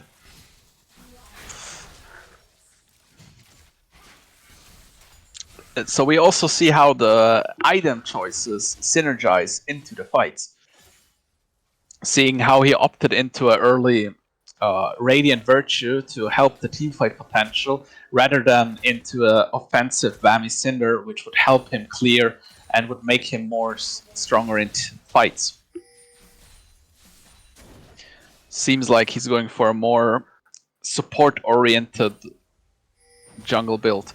And Rel is looking with Maokai flanking top. We're gonna see how the game's gonna develop, seeing how the next Drake is up in... yeah, should be up soonish, in 2 minutes. And the Sivir just outclassing any Rakan engage. Muffin. Pressing E. By pressing E is still, but Muffin is having a hard time finding any meaningful engage onto the Sivir, since Rel is also doing a good job of keeping him away. But now we see all this poke from the Ezreal coming through, which just makes Rel suffer. And seems like, I mean, they trade first, like they get first tower. Meanwhile, Olaf Seeing Pengu starting the fight. She's blowing up the ult. He's trying to run him down. and Not forward Olaf joining the needs fight. to run The away. ult is out. The Glacier Prison hits. Notrifon will fall down here. The shutdown goes to John Fowler. Meanwhile, Skego trying his best. And we have another person to fight in the bot side of the game. I mean, let's like Kassa jumping into the tower. Now, this must have been a misclick. I mean, jumping into the tower, wasting his ultimate, but luckily enough, the ultimate didn't trigger. And now Maokai just kept catching the Rakan, with Rakan burning everything to just run away. But with the opening of the top lane, there is so much gold now on John Phobal. Let's see at the gold differences. Yeah, he is just 2k up as a Fiora. Now he's gonna be a force to be reckoned with. And now they go together, and let's see how this turns out. Pengu just knocking Pengu away. And Some this is the stepping. disengage potential of the Maokai, but he's gonna get but- locked down, and there is nothing they can do. Notrifon looking for the flank. He also just choking down this Cassio. But he has not enough damage to sustain. John Fowler looking is getting caught outside. John the Fowler three-man died! Shockwave. He got killed by the Sivir, and what is Sivir Sivir is currently doing? Sivir is fighting- fist fighting against the two tanks. Muffin's And not oh able to my win. god, she just sidestepped the Rakan! This is an ace at minute 19! And this is the dragon! This is the second dragon! Or the third. And CTR wasn't the first game. We're going to take the drag. We take the ace, but now RTB just turning it all the thing and try to do it ourselves. as I think John didn't go back in my items. Wait, we would need to look at it again, because he just melted against the Sivir. Like the Sivir damage out of nowhere. all this gold now swinging back into RTB's favor. And looking at that, how much gold is the Sivir ahead? She already has 2 items complete. It's She's so almost far 3K. ahead. It's almost 3K. I mean, not only is it 3K, look at the differentials in mid. Look, like the bot mid difference is insane. It's the game just swung back, and this is RTB's chance to bring the game or bring the series back into their control, securing the Herald before the Baron spawns. Now they're in a perfect chance to just have both of these strong buffs. Finds Murtex will engage by Maokai and blows the ult, but don't find target. Getting rooted by the Maokai and gets knocked back. This is a 1v1 against the Maokai. But he will And just the run out Maokai red, just and killing keep Murtag. Sejuani, And this is a Baron. This RTB has the perfect chance to secure the Baron with 2 of the strongest members in CTR down. Now this is... I mean, the question is how much will RTB give up for it? But this seems like such a strong power spike. Now they can just focus down 3 lanes at once, and with the Herald, they can just siege down the whole enemy base. This is gonna be an inhib if played correctly. I mean, of course, they give up 2 tier 1 towers, but tier 1 towers against the Baron, a Herald, and 2 kills. It's yeah, it's surprising. I mean, RTB just playing their calm to their fullest extent. I mean, you see how easy it is to execute. Orianna catches someone, Maokai jumps in. Maokai catches someone, Orianna just uses her ball and her ult to keep them in. Olaf just runs the enemy down, supported by the Orianna, supported by the Sivir R. It's very hard to play against that because the only disengage they have is Rakan ult and Cassiopeia ult, and or the occasional Sejuani ult, which you want to use to catch someone out, not to disengage. And all of these things, Olaf doesn't care. He's just running you down. I mean, he has 2 items. He's just gonna run you down. Olaf doesn't care. He cannot be CC'd. And it's gonna be interesting to see if they can burst the Olaf down before he can deal the damage he does. Oh, Theo was getting And- caught out. The parry finds the Maokai was getting blown. They find the full engage on Sejuani. The Rakan ult. 2 targets in the Magnet Storm and were taken out by the Maokai and Sivir. But Maokai is looking for more. Kassar is getting caught out, getting slowed by the smite. Rel flashes and Rapids are over herself. He will just fall down. It's not a kill for RTB. And this is such... It's so hard to engage into that. It's so hard. I mean, the lockdown and the CC from Maokai and Rel. I mean, Rel has been the strongest support for 2 patches now, and this just shows. He's going for the 1v3. Will he take it? No, he won't take it. He won't. Nice shooting Knight. He gets the shutdown. Oh my god! Now this is bad. This was looking like an end. It's like a fist fight. Tank and supports against tank and support. But now it's also joining. The Glacier person fights the Maokai. Rel has to disregard not taking the bot turret here. And Tilly is out. Skego gets the top lane T2 here for some more gold in the pockets of RTB. And here comes the thing. Now RTB had the initiative. They were ahead 12k gold.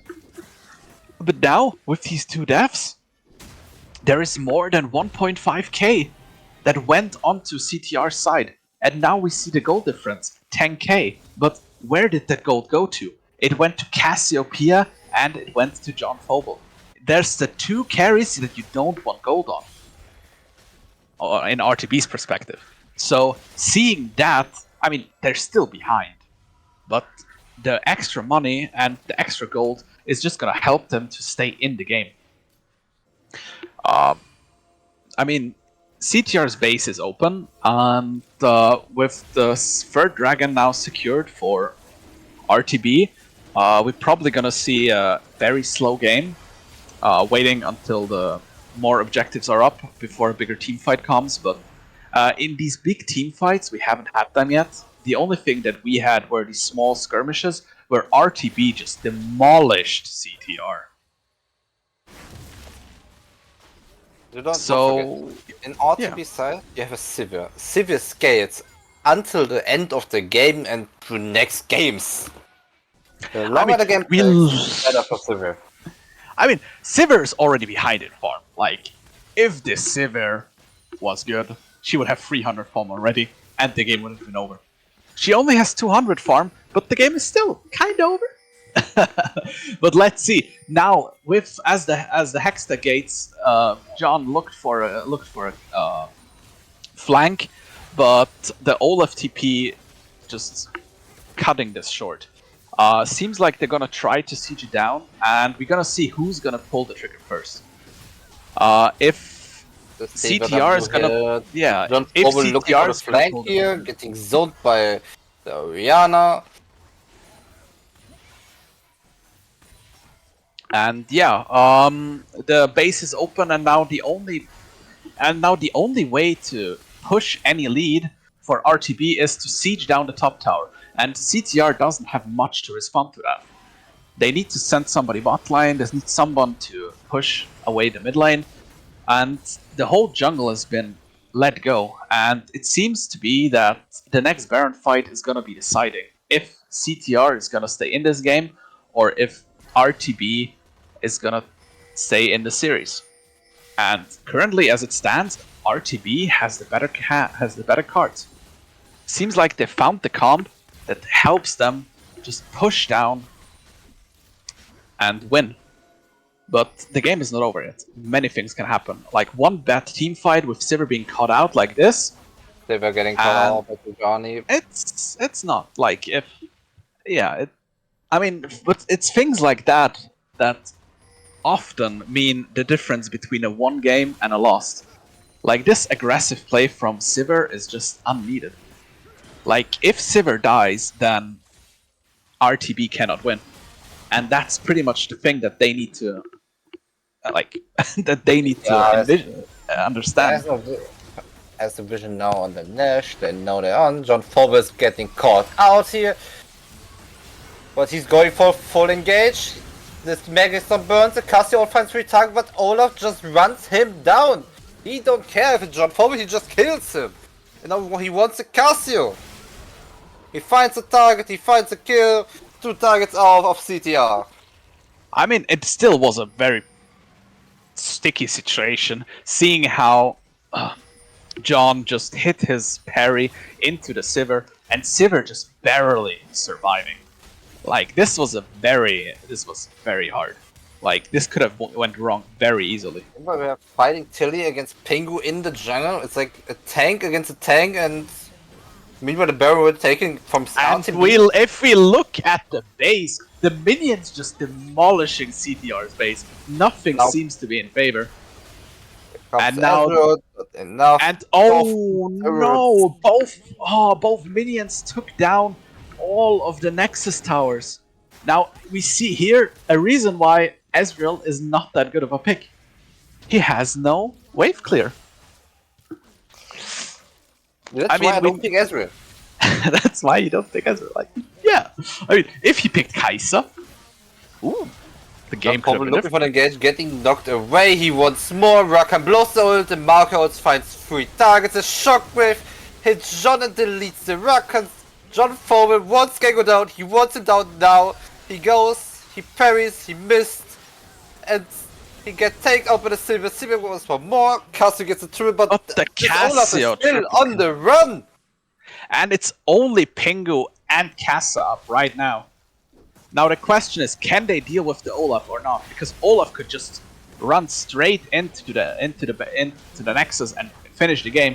But seems like Pingu is finding the pick on Schengen. But no, Olaf Pingu is just down. Not in front. One Pingu. I going to revenge my teammates, and you're not gonna stop me. Meanwhile, Kassar losing against the Waves because as we have the wave clear. And now Olaf had the chance to finish the game, but now it's going to be much harder. Now that and he hits Kassa, and I don't think they have the damage to deal with him. But now John is Well, back. the Can yeah, Olaf but finish he the game? just And he finished. finishes the game with 10 HP. What the hell? Oh my god! No, this was a banger, wasn't it? Holy Such an moly! intense game.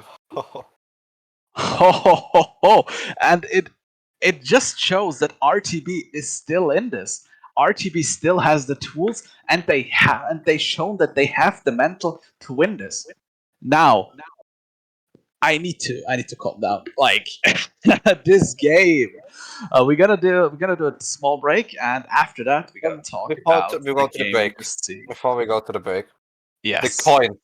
He has spoken. the coin has spoken indeed. Oh no! Well, we gotta ask. Should we ask the coin for the next game as well, or should we keep that a secret? I would ask the coin, but after the break, of course. After the break, of course.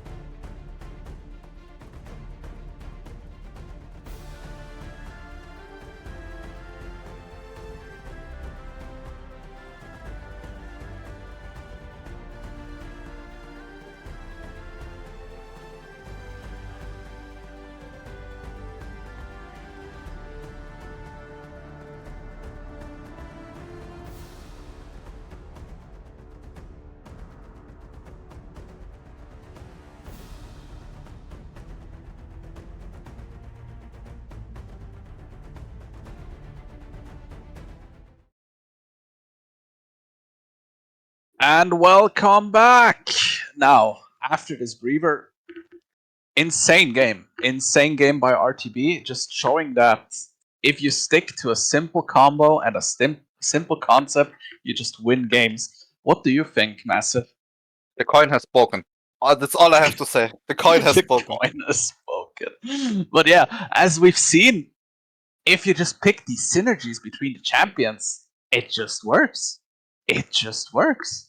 The Olaf just running in and demolishing everything with the Oriana. It's insane. I mean, there were still some early game mistakes from CTR side, but still, what do you do against this Bombo combo? Simple. You ban or pick well. And You it's like ban or pick round. Well, maybe we gotta see that now. Like, maybe they're not gonna ban the Zyra now, but they're gonna ban the Rel now. This reminds me of some Lost Nation drafts. There's always the same question. Do they have an Olaf player? Do they have a Olaf player? Well, that's a good question. What is the answer? Ban Olaf. If they don't, Ban do Olaf. it anyways. Do it anyways. Well, Olaf is not really something that we've seen in the meta that much, but now we are hopping back into the draft and we see the Zyra ban from CTR. So no much changes in that, and seems like the draft was a mistake. One of the teams wasn't ready, so it's gonna get remade. I'm gonna ask production.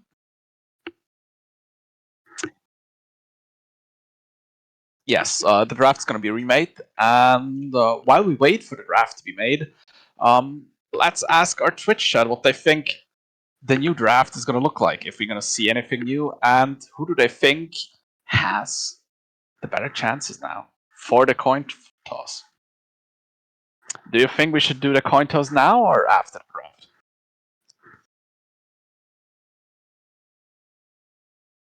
Massive. I think we should do the counters after the draft. And So we see can- how. Then we can Yeah. flame the draft and then toss the coin. Indeed. Well, I hope that the third game is just gonna continue this, this fist fighting that we've seen in the second game. It was much clearer, and it was interesting to see these scaling champions, which don't really play well in the early game, to just duke it out in the laning phase. But there was in the late Baron, this one fight where Teddy was 1v1ing Pingu in his jungle. This looks so hilarious because like you have two tanks and no of them deals damage, just seeing the other counterpart. I mean, seeing tanks fight is certainly something fun. But now we hop into the draft, and it's just the same thing as in Game 2 and Game 1. The Zyra and Ashe ban from CTR, and RTB banning Irelia. And let's see if they adapted more, but they still banned the Ahri. And the Lilia ban from CTR seems like not much is changing, and it's just the same as the second draft. But now they pick Jarvan as first pick. And now let's see how RTB is gonna respond. I mean, we saw this with Johnny, it didn't work out. Like, the Glacier Prisons was pretty good always from Pango, but... Indeed, but there was no follow-up. The only one who could really follow up was the Fiora, but she just died instantly. She just got focused down and died. She got close to killing Sivir twice, but it didn't work out. It just the major lack of follow-up with Cassio just being poked down and just run down by Olaf.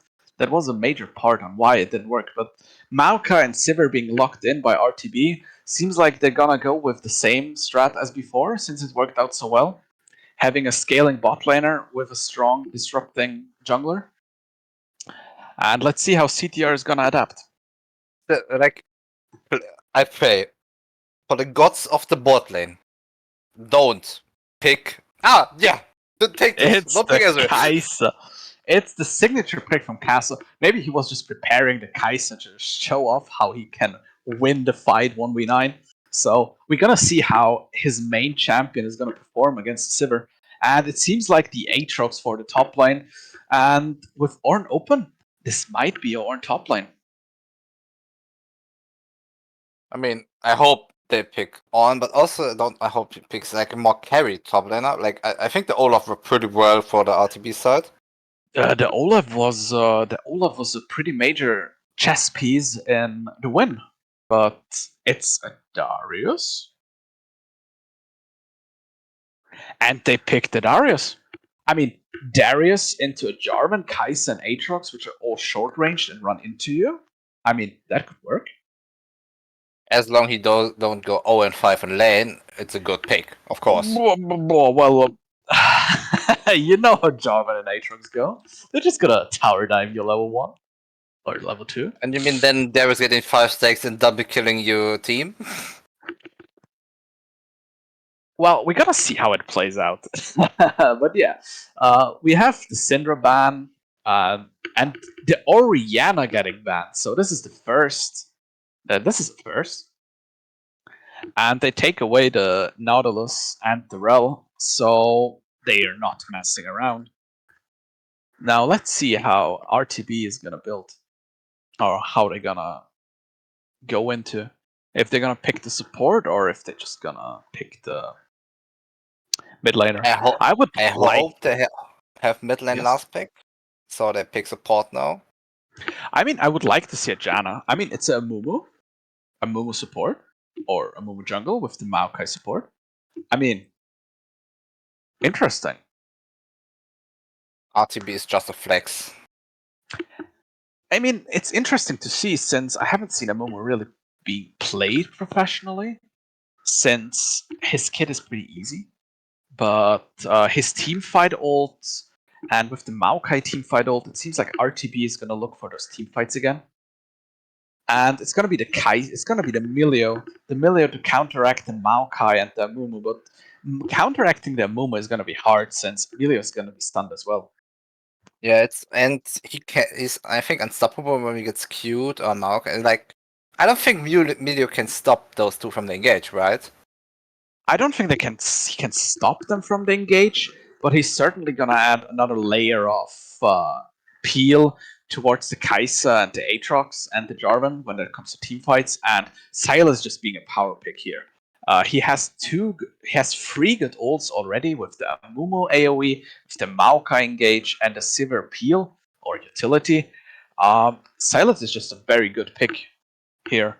We're just gonna see if he gets countered by anything in the mid lane. So, a LeBlanc. That's interesting. Okay. I would like to see the Orianna a bit more because Sylas can't use the ball that effective. I mean, the Orianna is banned.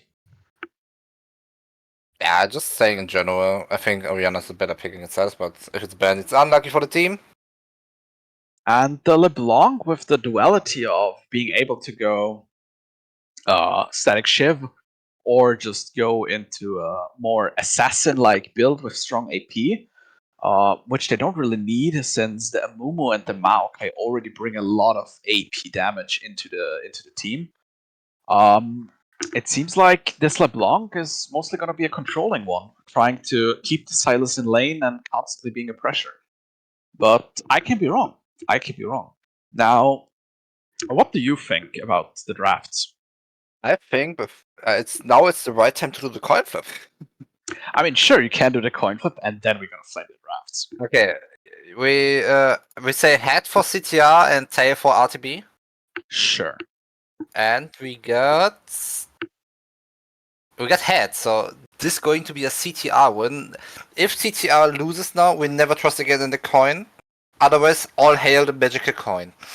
I mean, yeah. Looking at the draft, we have a clear message from CTR. They want to go in, they want to go hard, and they want to win the early. Jarvan, Sylas, Aatrox, Kai'Sa. These champions just want to go in, go hard, and they just want to stomp you. Milio is just being a happy little fella. He just exists. He just vibes. In case anything goes wrong and in case they get engaged, he's just gonna R and walk away. But RTB is going for the teamfight oriented build with Maokai and Mumu, Sivir trying to have the advantages of having strong teamfight ults. So it's going to be interesting to see when it comes to the teamfights how these teamfights going to go. Since think- Silas can just steal all these ults. But that's like the thing. You have like Sivir was like a champion who does, I think, extend the length of a game around 5 to 10 minutes. That's like that could be more than one item. So who do you think has the better late game? I mean, looking at this, the better late game is probably gonna go to Sivir. With the better late game, I mean, if Maokai and Mumu and LeBlanc have the items, and with Darius being beefy enough to survive, the Jarvan's gonna fall off, and he's gonna have the CC. So in the end, it's gonna come down who has the better team fighting and who can catch the enemy ADC more off guard. Since if Sivir is allowed to free farm and free hit, then RTB is gonna win the late game. I think similar. It's like Sivir and late game was like, that's it. IRK for 20 minutes, have 400 CS, and now it's time to shine. I mean, think- yeah, Sivir is one of these champions that just shines with more items. I think so. What then? I'm really glad that CT doesn't pick the Ezreal, but Sivir will always outscale. I don't know much about this matchup in top lane in terms of scaling, but I think Darius is the better champion to execute as long as they can't kite you. I mean, yeah, as long as they can kite you. And I think they didn't go for the Ornn because if they went for the Ornn, Silas would have had one more ult to abuse.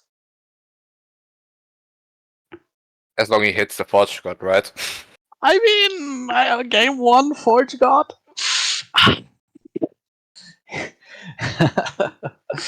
But yeah, it's gonna be interesting to see how this plays out. We're gonna take a small break, and once we're back, we're gonna head straight into the game, and we hope for an explosive one.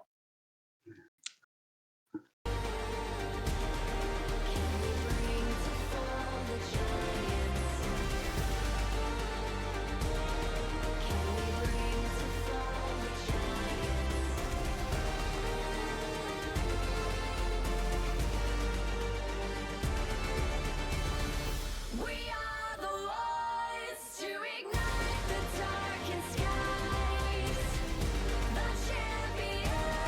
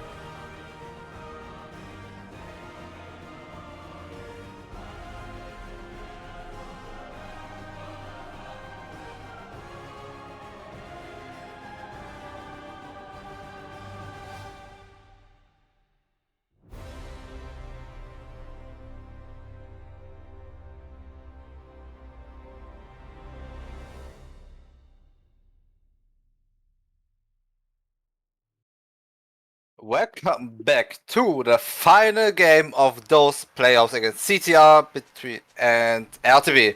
Who is taking the spot to the next rounds we will see in this game? Now, there is a lot of pressure on both of these teams. Seeing how CTR just drafted this strong engage combo, it's a clear set that they want to win this game, and they want to win this game fast and with style. And now we see invade from RTB. It seems like they want to set up the vision, but they're gonna get spotted again. And it seems like game one, where they also went for a 5-man invade, and the mid laner just going into RTB's side of the jungle. Now let's see if they're gonna spot him, or if they're gonna do anything to him, or if they're just gonna walk around him. Murtag's getting spotted now by Skego, or they run into each other. One auto attack, two auto attacks, the W electrocute, one more auto. Oh, it's an electrocute. So maybe Skego is gonna go full AP and not the static shiv build. So we have to do our guessing thing. Who is going to die first? I mean, it's gonna be the John Fogel. I'm supporting this. I think it's John Fogel. But like now that Kassa has his Kaiser, I think maybe Orangatango is gonna get too cocky and he's gonna pay the price. But yeah, top lane is just a fist fight again. I mean, the Darius early game is just much stronger. And playing around the cooldowns. Skego trading, missing the chain, but hits W and the electric gets procced. Now this top lane is gonna be interesting. I mean, both have level 2. It looked like Not So Reformed is using John Fogel as a medic back with his Q. Like IV drip. Just gonna getting those extra heals off. And this time Pingu is going bot side. He's not gonna play around the top lane, and he's gonna head straight down. We're gonna see how he can just use that. Bot lane is not warded. Oh, that missed. And Pingu is probably gonna look for a bot gank.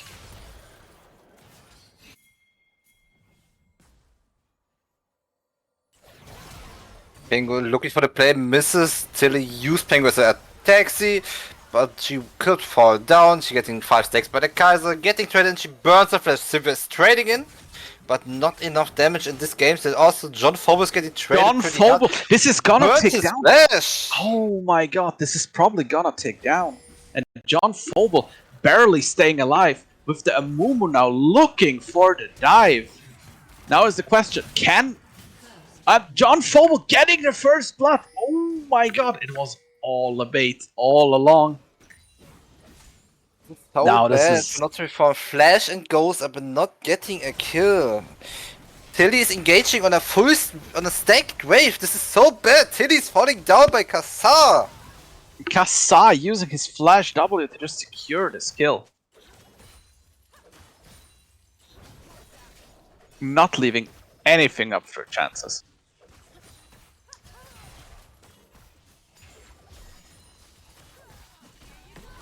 And CTR is just explosive as expected. They want to try and they want to win this game quick. I mean, they have to. They have a Sivir. I mean, yeah, Sivir is gonna take a while to get online, but mid lane just farm and poke, poke and farm.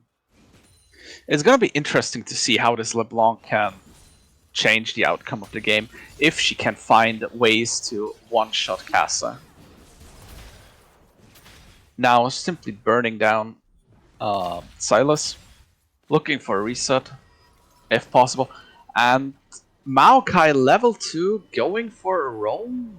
This is certainly interesting.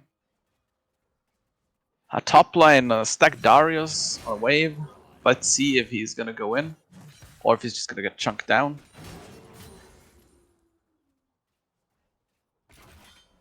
Reform wanna go for round 2, maybe finding the dive this time, but Pingu is top lane. Yeah, Pingu is hovering, and Maokai support. I don't know. Like, do you think it's good? It certainly has its strengths, but also its weaknesses. I think it's a good pick, but you have better options. I mean, yeah, that as well. And we need to see how the Amumu jungle is gonna. John for burns his ult. Yeah, there is flash, ghosts away. There will no we can be found.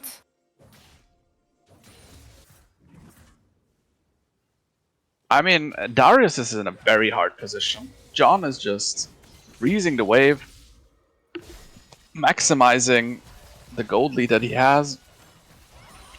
It's going well for him. But we're not And- taking some bad trades here. I mean, yeah, Darius is very short range, and he sadly doesn't have the same tools as he had with Ornn, where he can just tank all the damage and doesn't care, or with Olaf, who can just kill the wave from his own tower. And seems like Maokai is going in, and they try to burn Kasa, but Pingu is there. Eklos getting Fight. burned on the jungle. Greyfox missed his Q, but he has a second one and finds his way on Pingu. Penguin goes out, Kasa takes out Tilly. He kites, Kasa kites, but it won't be enough. And Kasa is dead. Taken by mixed. He flashed. The And now he still gets the kill. Oh my god, what is that? Why do you go back in? What the hell? No. All is going apart. They played so well in game 1, but game 2, they just... I guess the pressure is getting to their head. I mean, we talked about this. We talked about the mental and the mental game that they need to have. And it seems like CTR is better in this than RTM. No, not RTM. Wait, what? RTB, sorry. They should use Clantex. True, true. I mean, they have Inf as a clan tag. But yeah, it's... let's just see how it plays out. The goal difference is only 1k, and seems like Sivir is even with Kasa, even though Kasa has 2 kills. Yeah, just Yeah, for that's 100 100 gold. gold. It's not much. No, it's not. I mean, it depends on who gets his static shift first. John probably looking for the play on not from taking bad trades, but the Q hits. John Fabio, you have to stay here. 5 stacks are done. Darius is trading deeper into him, but he has to take out the flash is burned, but he missed the Q, missed as well, and another Q stake going far. This is an interesting fight, at least. Everybody's hitting his spells. And now Maokai is going in. Kasa is getting chunked down. Greyfox finds a Q on Milio ults here, but Kasa is on the wrong side. This is not And your team, my friend. Kasa dying. This is not the way you want to run. Milio just abandoning Kasa.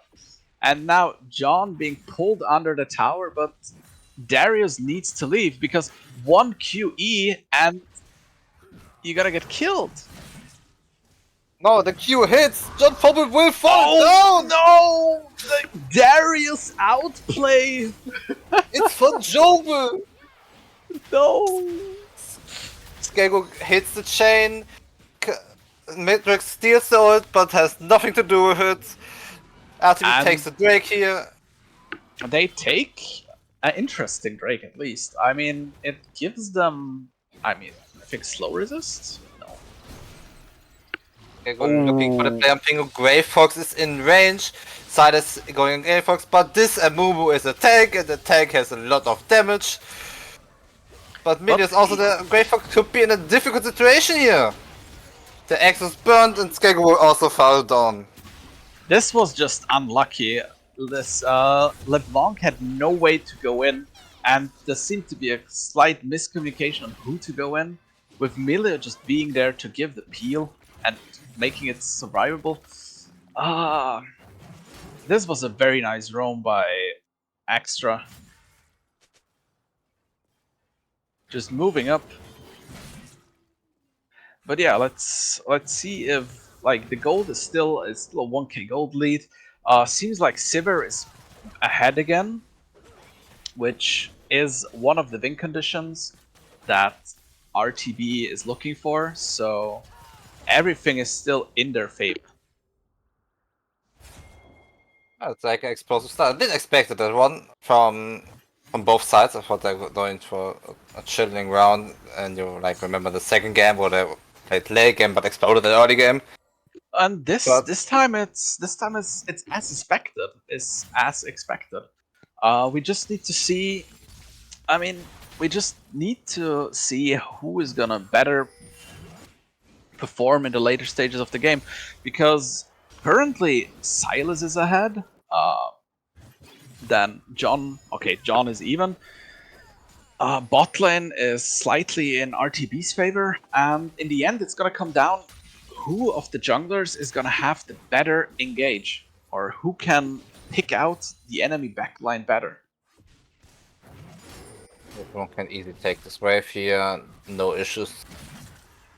John Fogel hitting his chain, trying to Q, but we miss. Tilly is looking for the engage here. She finds Kassadin, Sivir will blown up. The TP is coming from John Fogel, the Million is out, nice Amumu ult here, but this won't be enough because Zyda just steals it, uses on their own. Grey Fox is down. Tilly will also fall And down, and this it's a 2-0 for RTB. And I this mean is for just CTR, and this is just CTR playing the TP advantage, knowing that LeBlanc has no way to react. And now let's see if LeBlanc can even try to clean up. And it doesn't seem to be the case. LeBlanc just donating another kill. I don't know. I don't know. Now they're gonna lose tower plates. Sivir needs to back. And Kassa finding another kill. Ooh, now this is very bad. This is very bad. RTB just giving away all their lead, trying to force a play that wasn't there, disrespecting the Jarvan. It's not a bad position, but it's also not a good position that RTB is in. So the next team fights are gonna decide on how if RTB is gonna stay in this game or not. But certainly, this is very hard to stay calm in. Also, The mid laner- Darius building. Maybe he's first building. Oh, he's getting chunked down by John. John is blowing the. Oh, Darius is burning the ghost. He dodges the Q. John takes 3 tower shots, but won't find the kill. Sivir now finishing her call. One more power spike achieved. John is looking for the dive here. I mean, certainly, like he's ahead and he can just. Getting knocked down, the Q hits. I'm getting flashbacks, but this time it's not John takes Darius out. Yeah, the flash Q is just very hard to dodge in mid animation. That is. And now John just smurfing. I'm getting flashbacks on game 1 here. Well, certainly. And now with Dragon being up, seems like RTB are gonna look to get that one. John Fogel getting the first tower in this game with a massive gold lead, being ahead against the Darius, and seems like Darius is gonna go Triforce first with a bit of armor against the Aatrox.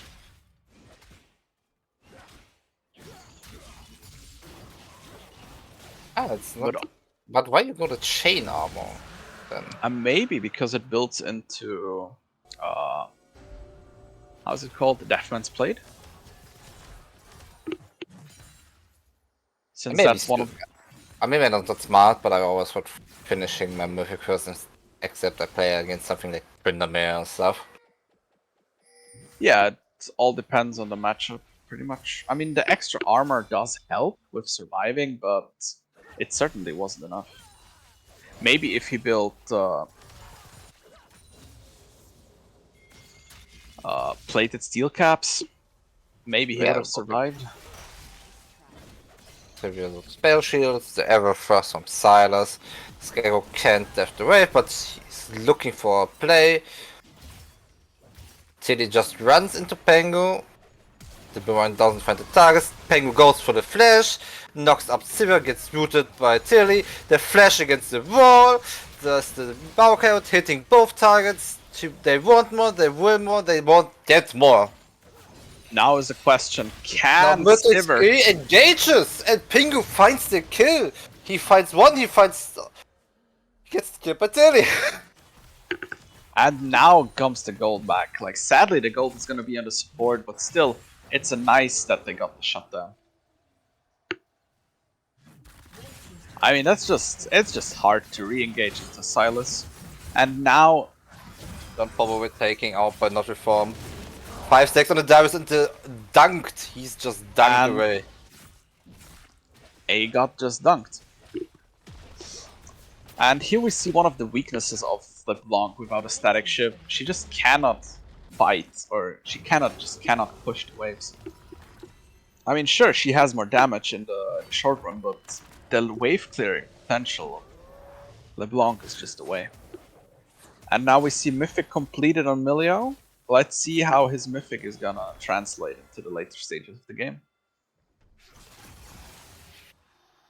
And it's gonna be a Hex Drake again, which is gonna be interesting to see who's gonna secure that, because it's a very good dragon to have.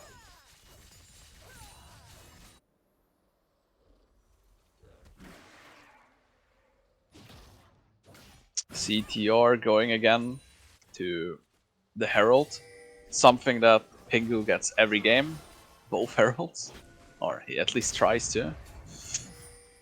So let's see if RTB is gonna contest. I mean, they certainly have the tools to contest, but they don't have the cooldowns right now.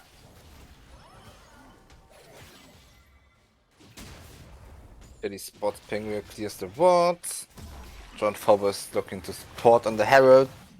Darius is in range. Grave is also in range, same with on Tango. But I don't think they will contest the Herald, they'll just drop it. And she steals! Oh my Sivir! god! Oh my god, on 20 HP! Oh my god, this is some question mark ping right there. Pingu, where was your smite, man? I think he didn't smite, or if he's no, he didn't smite. I guess he just thought they're not contesting. It's a setback. It's mistakes like this that's just gonna set you back. And it's giving RTB the breathing room that they need to relax and try to stabilize the game. Finds the target, finds the chain, and taking out Skego again. And now the mid lane being sieged down. Without the Herald, it's much harder. Because do you see how much wave clear this Sivir has? Just one W and the whole wave is gone. I mean, it's severe, right? It is, yeah. Pingu looking for the catch on Tilly, but Tilly's re-engaging. Darius is star supporter.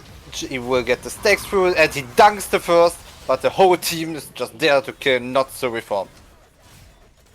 And so Tango's like, yeah, I'm AD carry. I'm happy. This is a 4-man. This 5-man actually, because the TP of Silas looking for that fight, and they gotta trade 1 for 2.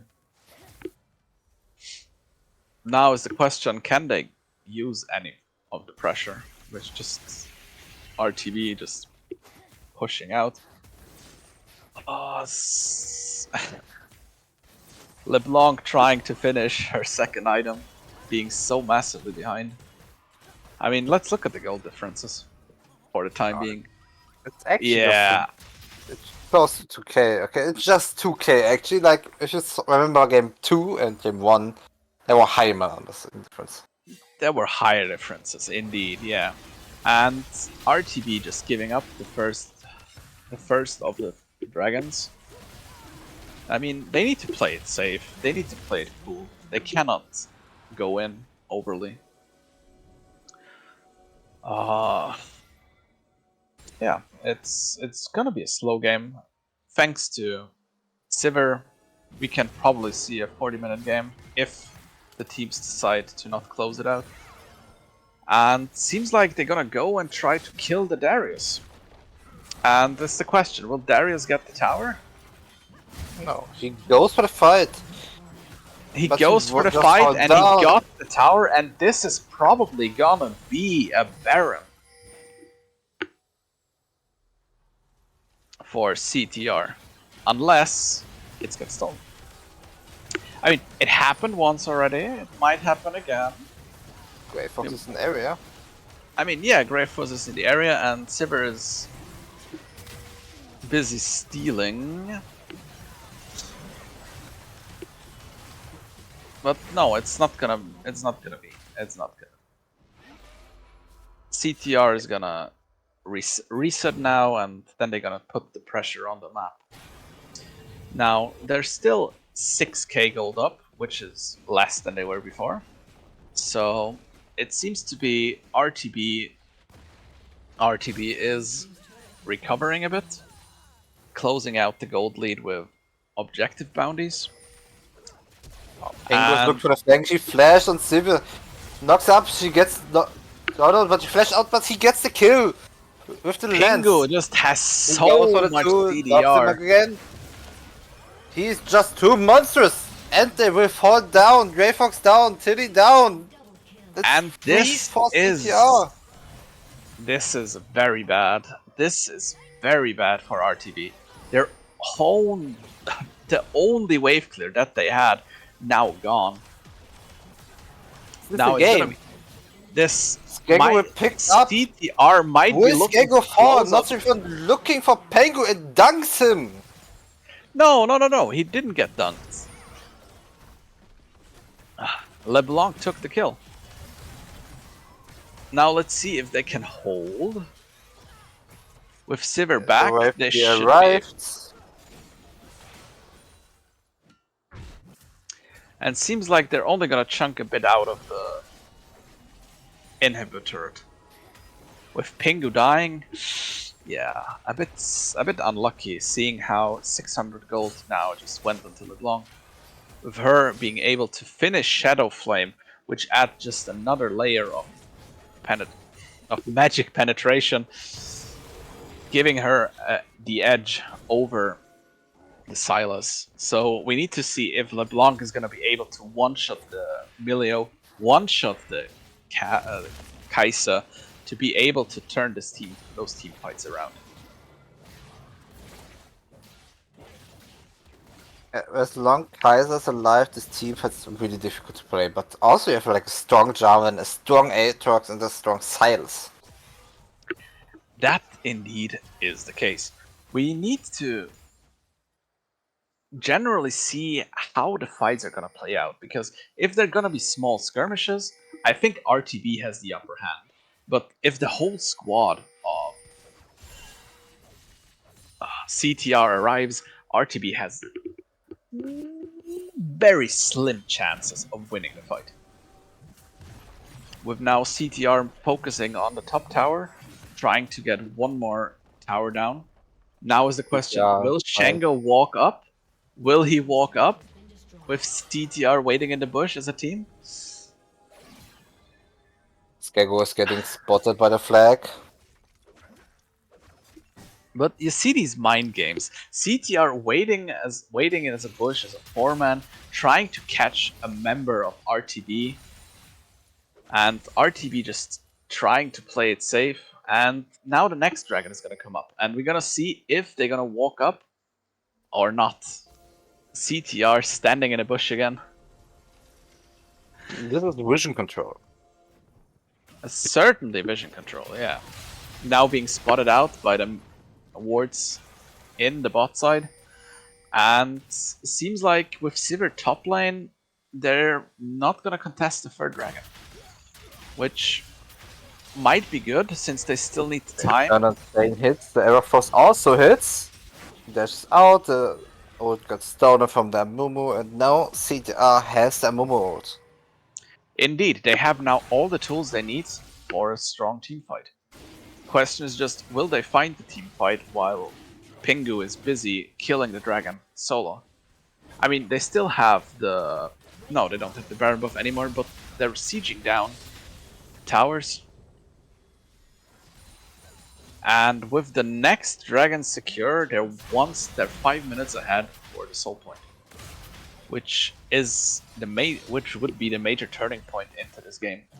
RTB needs to fight for the next dragon if they want the fighting chance in winning this game.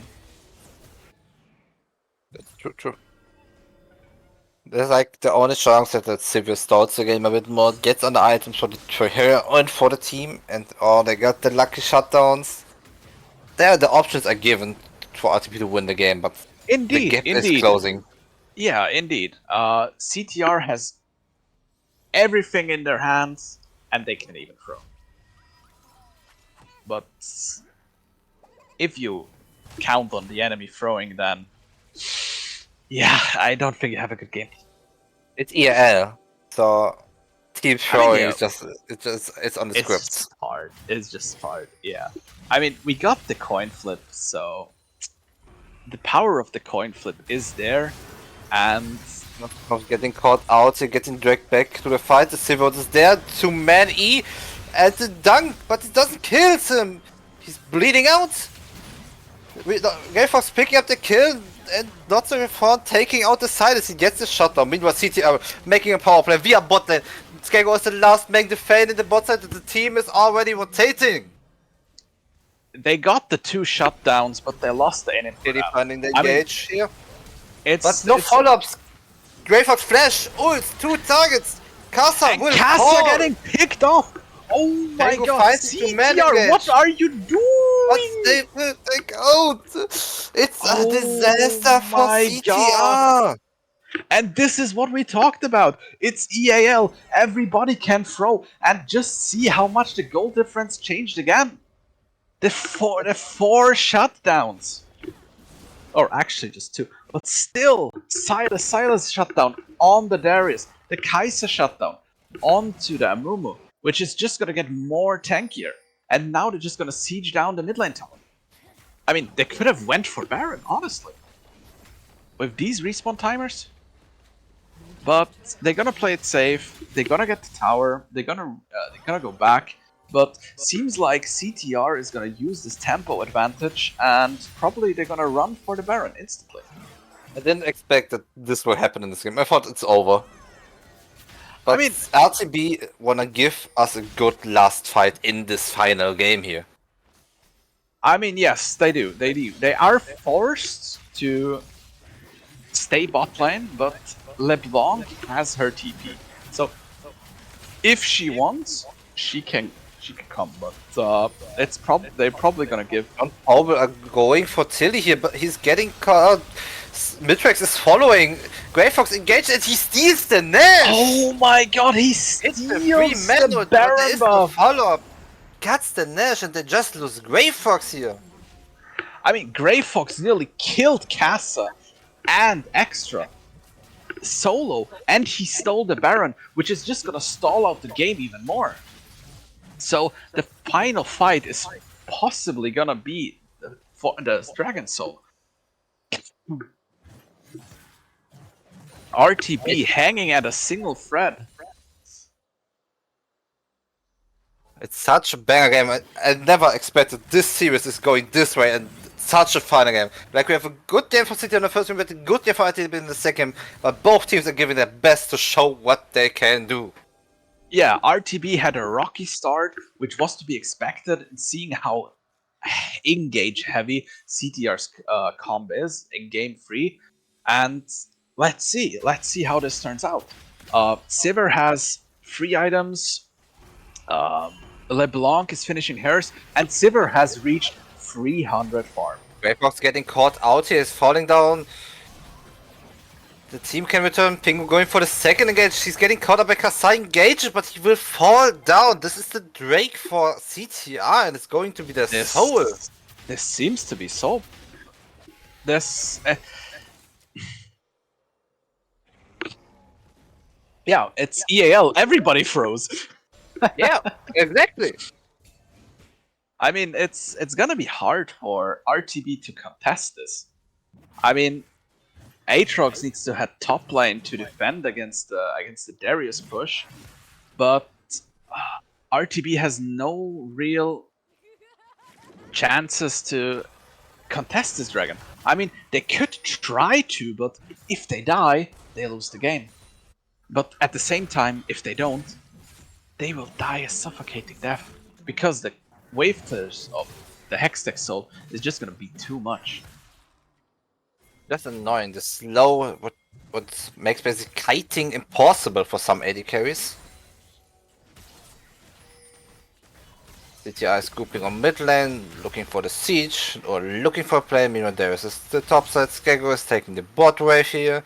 John for resetting, everything's getting split assault. Tango blocks the CBW, was important. But that comes. Sorry, I mean the Kaiser.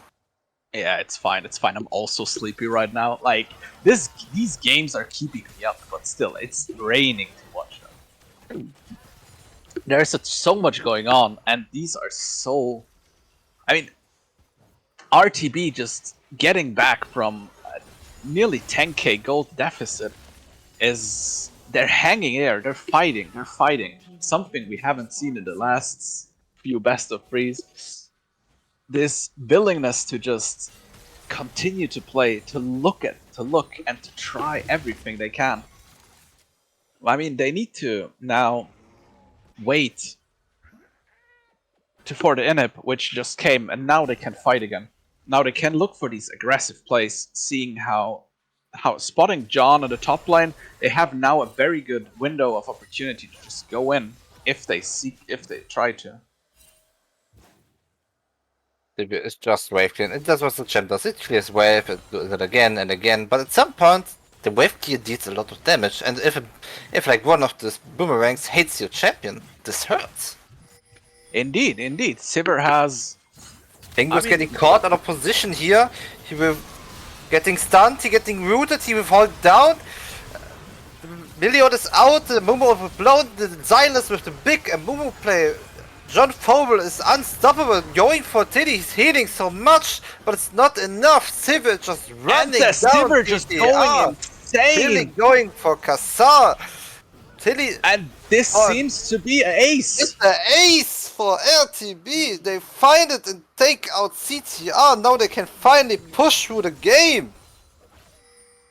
Now they don't have the wave and they don't have the pushing capabilities to end the game. But still, this is gonna be a very heavy blow against CTR. They caught Pingu out, and Pingu was unable to get out, even with the Silas and Mumu are.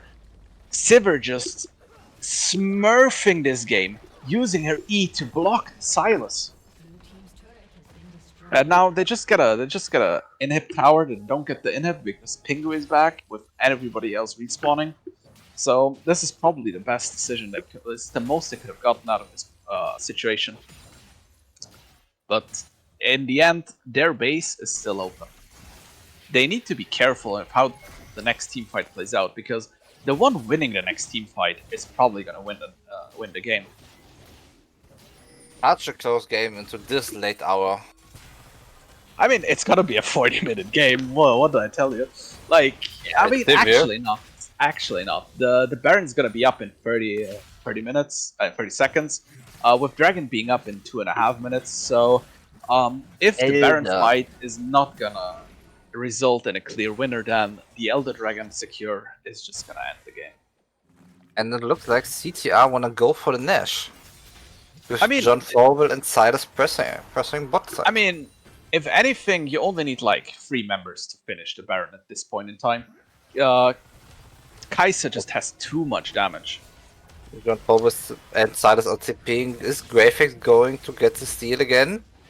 I mean, it's a question. Like, he doesn't John need Phobos to. is getting caught out here. He's looking for the play. Well, he's out. He's actually out. And CTR secures the Nash. They do, but at a cost. At a cost. They lose some of the tempo, and let's see if RTB can do anything with it. Yeah. Seems like they can't. Dragon's gonna be up in 1.5 minutes, and let's see if CTR is gonna use this Baron to secure 1 or 2 inhibs, which would then just result in a Dragon. So RTB needs to be careful to not die, so they can contest and fight for that last Dragon. The game-winning Dragon. I hate Elder so much. Eldar is a fun mechanic. I mean, it's the best thing because even if you got Eldar, it's not a 100% chance that you win. You can still fuck it up. Yeah, it's just 80%. It's just the 80% win, and it seems like Shengo wanted to jump on Kasa, but Kasa got out using his E. You have close to all ultimates back up.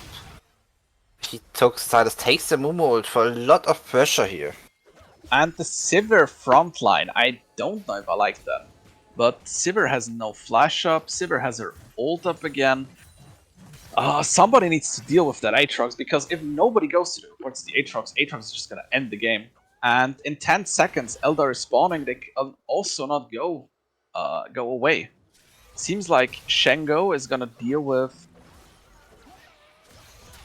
the Aatrox, and let's see how this turns out. Oaks hurts. He can't deal with the Aatrox. It was kinda obvious. I mean, they need to fight. They need to fight at the Eldar, or the game is over. The question is, can they wrap up the fight before John finishes the game? And it seems like they're giving up the Eldar, knowing that John is just gonna end the game. And with John coming back, oof, and they got the Eldar. This seems to be game. If unless if CTR, I'm not going to cast a curse, but CTR should win this. I mean, CTR has all the tools they need to win this game. They have Baron buff, they have Eldar buff. I mean, they must really misplay hard to lose this. Or to lose in this position. Exactly.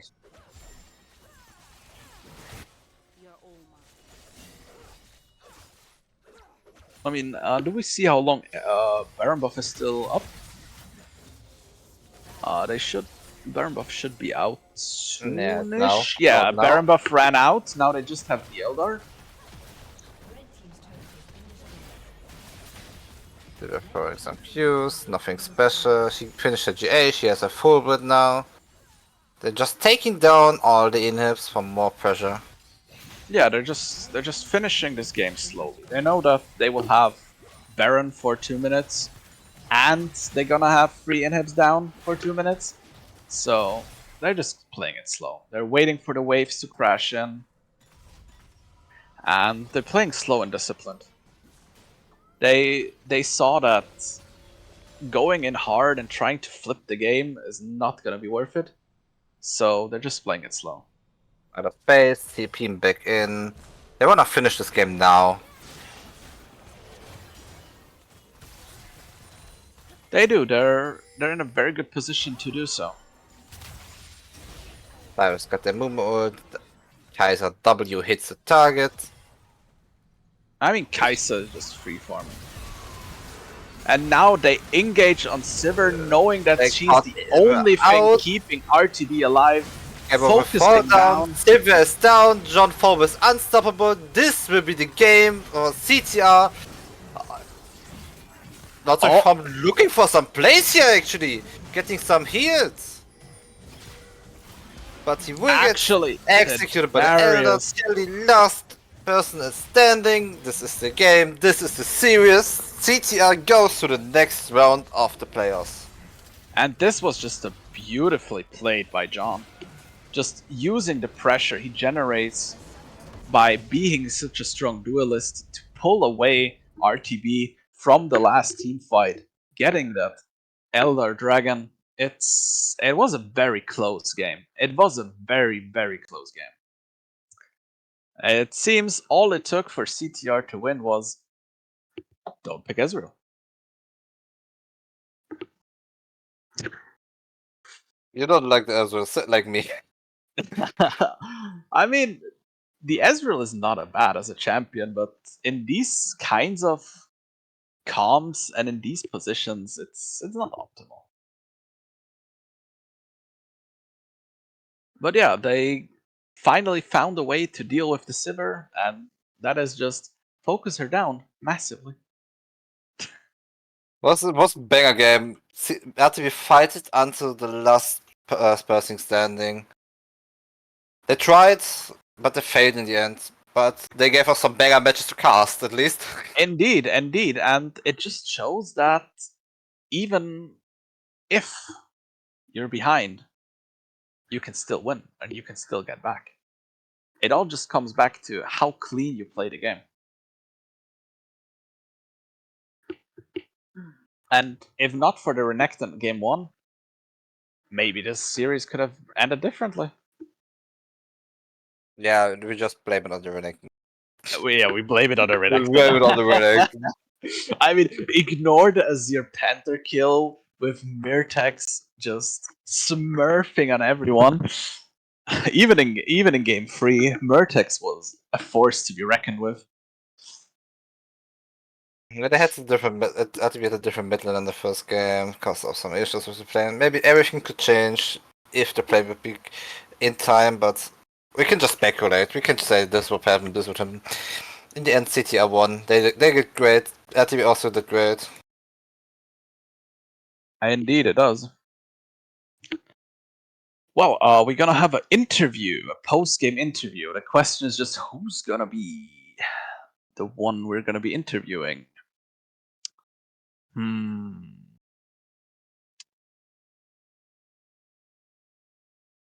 Oh, let's see. We could ask Kassar. He already informed me that he would be up. What do you think?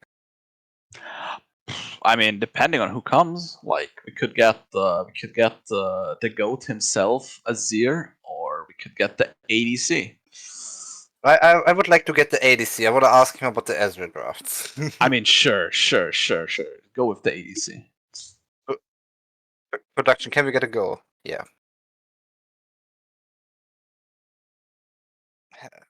So, hello, Kassar. Hello. GG to the games. You did good, but I have an important question to you. Okay. Why Ezreal? I've been practicing it in solo queue, but it just blundered very hard. I don't know. I mean, John. I mean, our entire draft story from John Phobel. He does every draft. So there's not much to say about it except that I fumbled. How do you feel beating RTB and getting to the next round? Good. I mean, it was a very fun series. Like GG to RTB. It was very fun. So And our next opponents are either Barca or LN, right? Yeah. What do you think when you face one of those teams? I mean, I think whichever team we face is going to be a fun series, so I'm looking forward to it. Well, now then, do you think you can keep the promise Myrtex made with MMM that you both gonna be in the finals fighting against each other? Yep, absolutely. We're gonna try our best.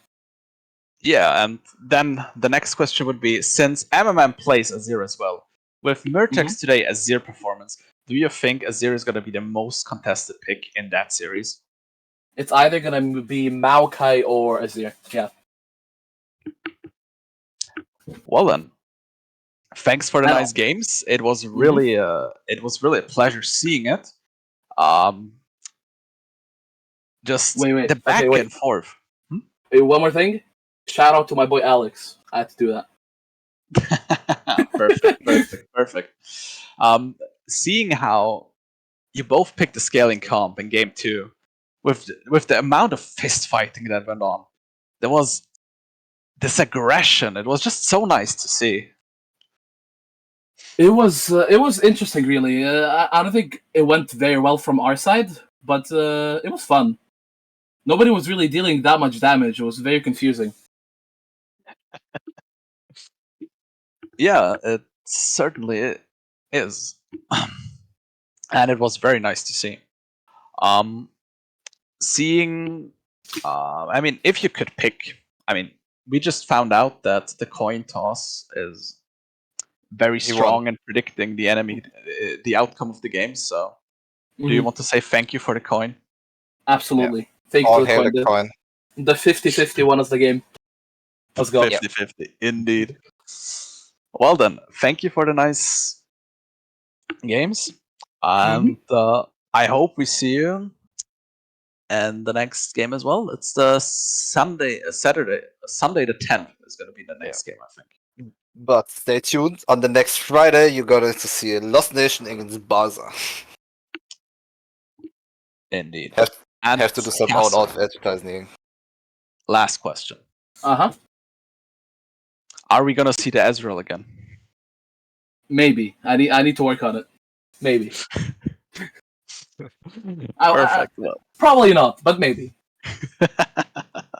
perfect.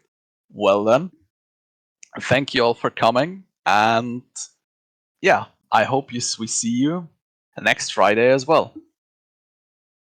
Bye.